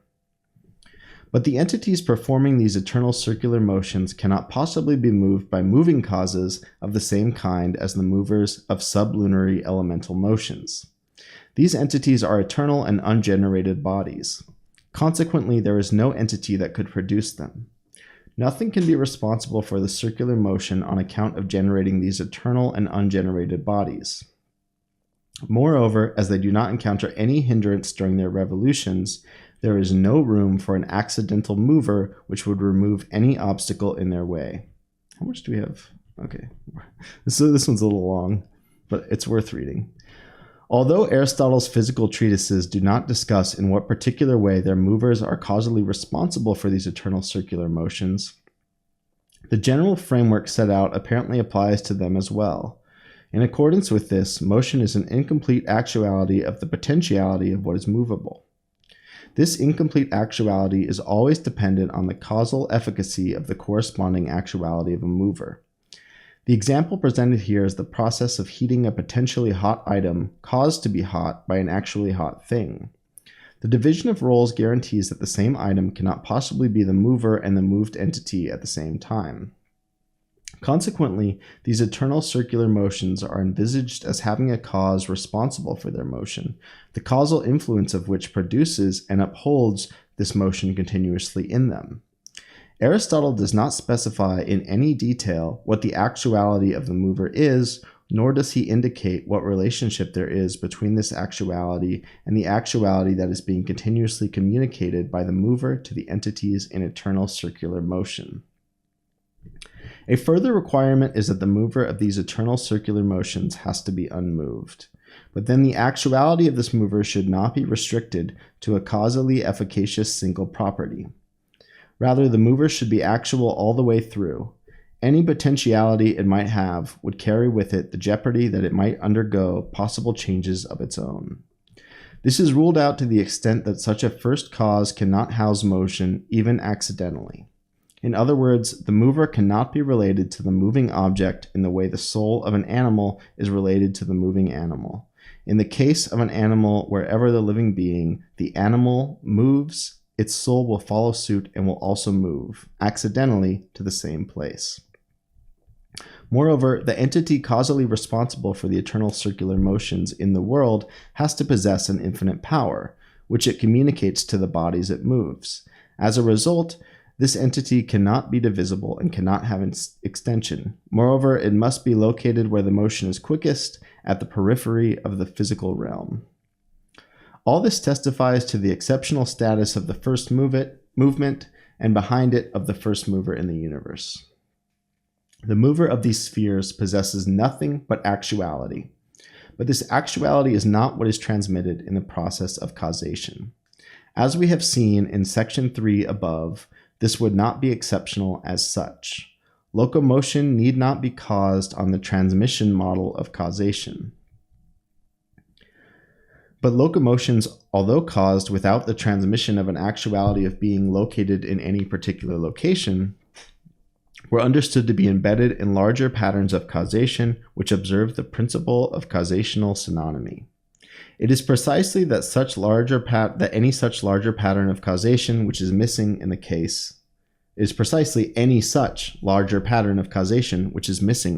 of celestial motions.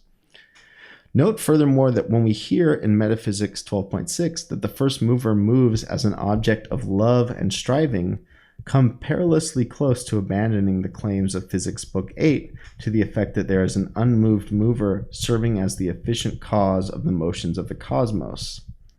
Such doubts, however, should be dismissed. In these two contexts, Aristotle gives distinct descriptions of some principle that is beyond the realm of physics. First, still connecting it to the framework of the physics, he is characterizing a supraphysical entity without which the universe could not function or persist, and then second, in the metaphysics, he is offering an account of the causal efficacy of the supraphysical substance in terms of what this entity itself is. Small wonder that these two accounts situate the mode of operation of this entity in two different frames of physical causation. Okay. So what I'm going to do now, and this is then going to be the end of at least the philosophy part of this stream, is I'm going to explain how that's relevant to Heidegger's conception of art. And I'm going to break the paint out again. And then we'll read the actual Heidegger where he explains his view of truth next time. So let's change this. Okay, so there's a few things to take away from that as far as concerns Heidegger. First of all, that description there, here being the unmoved, I was going to draw it, but it's going to be too hard. I'm a bad drawer. Unmoved mover. This is at one end of the, let's make it so.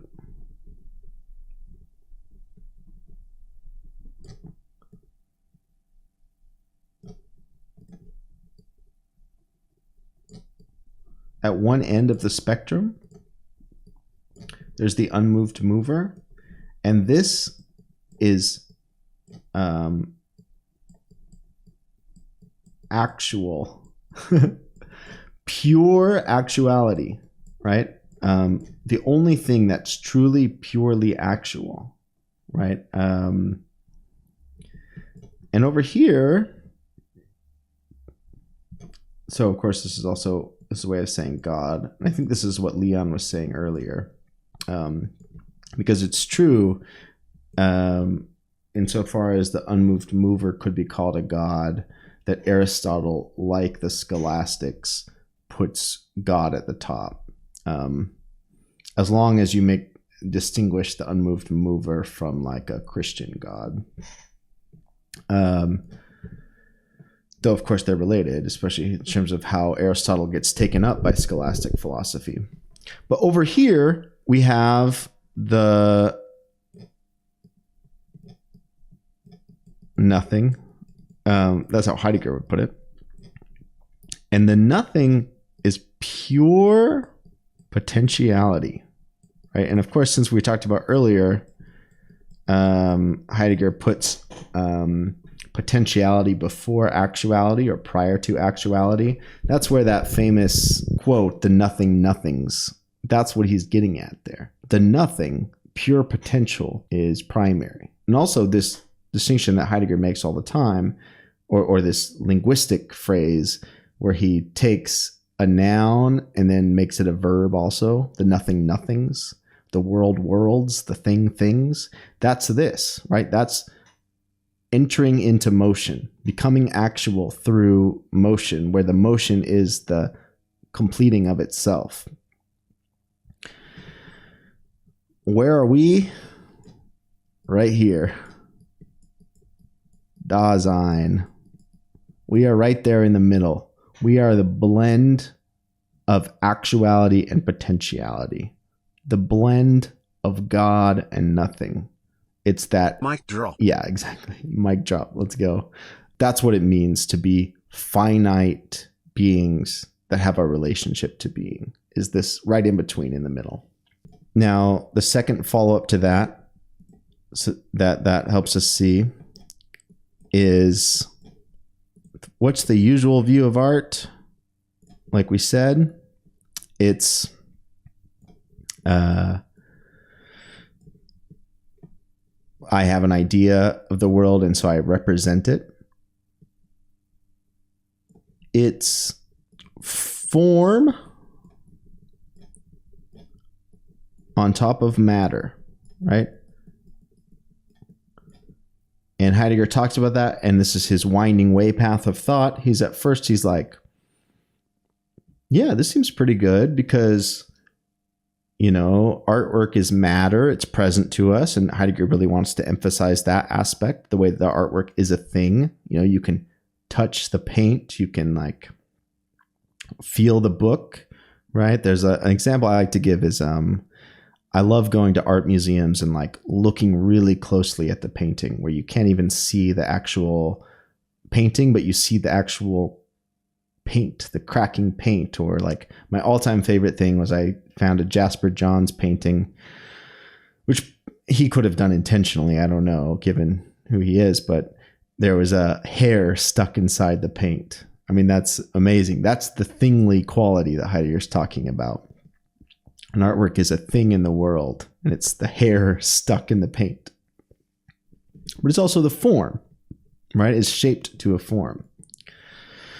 Now, Heidegger does a whole part, which is the part we went over that's saved on YouTube, about how he asks, does this make more sense for rocks, for mere things, or for hammers, equipment?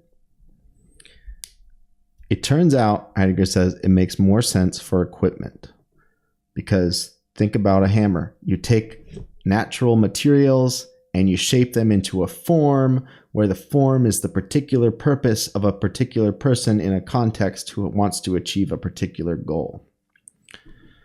But then he starts to suggest that doesn't really make sense for a rock, say.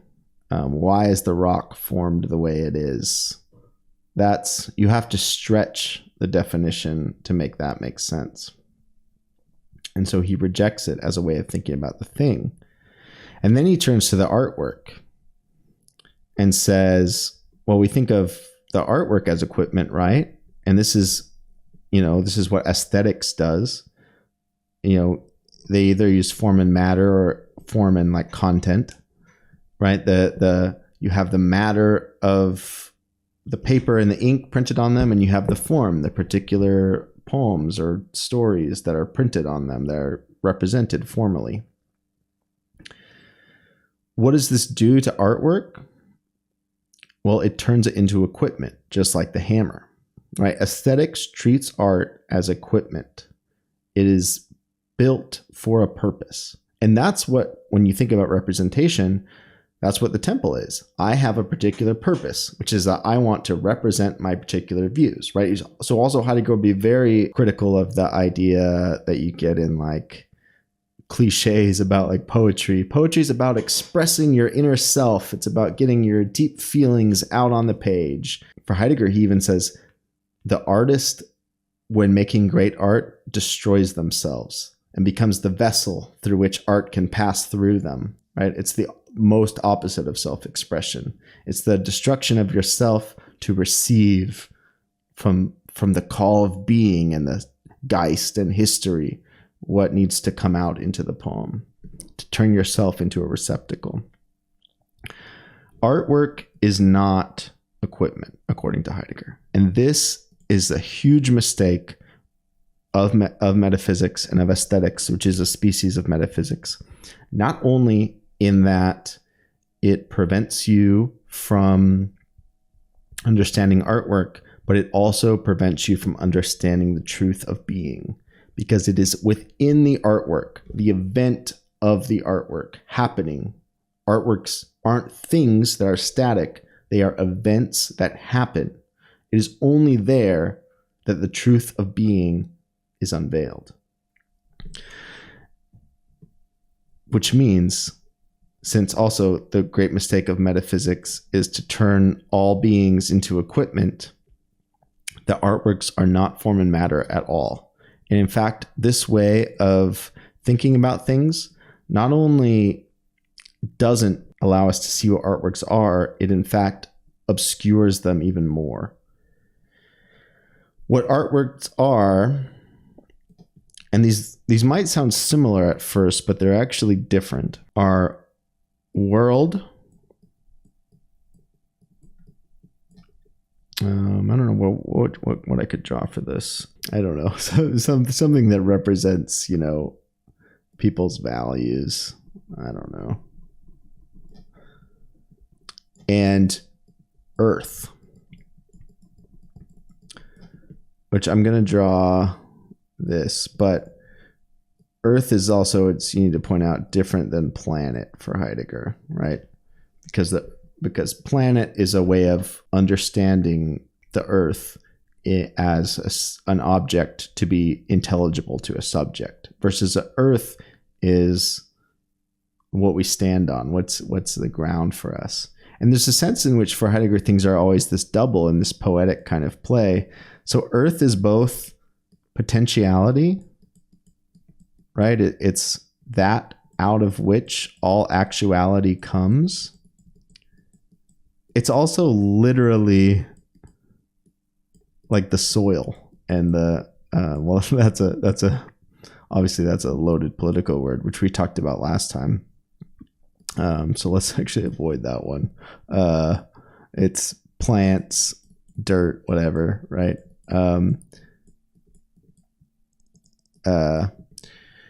So the earth is the potentiality of things. It's the ground of being, but also you can literally go pick up the ground of being and hold it in your hands, right? It's that double poetic sense. And world is actuality, right? Or a coming into actuality. The artwork is the between of these two things. It's the strife between world and earth. World is what wants to move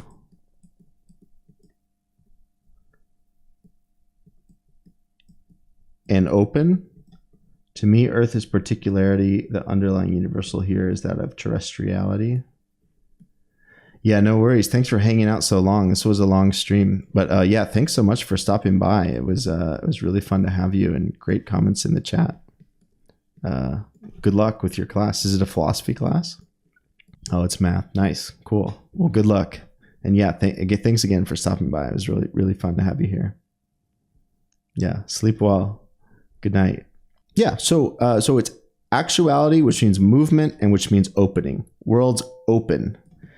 Earth is potentiality, rest, and closing, right? The artwork is the desire both to open and to close, which is that thing we were talking about all the way back at the beginning, about the way that being and poetic thinking recognizes both the way that things are never fully open. They're partially open and partially closed. They're playing back and forth and veiling and unveiling. The artwork, the Greek temple, opens a world. It sets into movement a whole ideas about life and death and what we value and what we care about and how we see the world and how we understand the world. That is all opened in the Greek temple. But at the same time, it preserves mystery, it preserves closing, and it preserves that mystery in the sense that it sets back on the earth. That the temple isn't just representing an idea. In fact, it's not an idea at all, because that's a representation. It's an active presence that exists in the world. You can walk inside of the temple. You can touch the cool granite. You can see the physical objects. And this is the earth. This is the sense in which it's closing and resting on itself. And that's what makes it true, right? That's the sense in which it's able to be true. That it not only opens and shows a world, but that it also moves, or moves open to that world and comes back to rest on itself. And that's what makes it meaningful.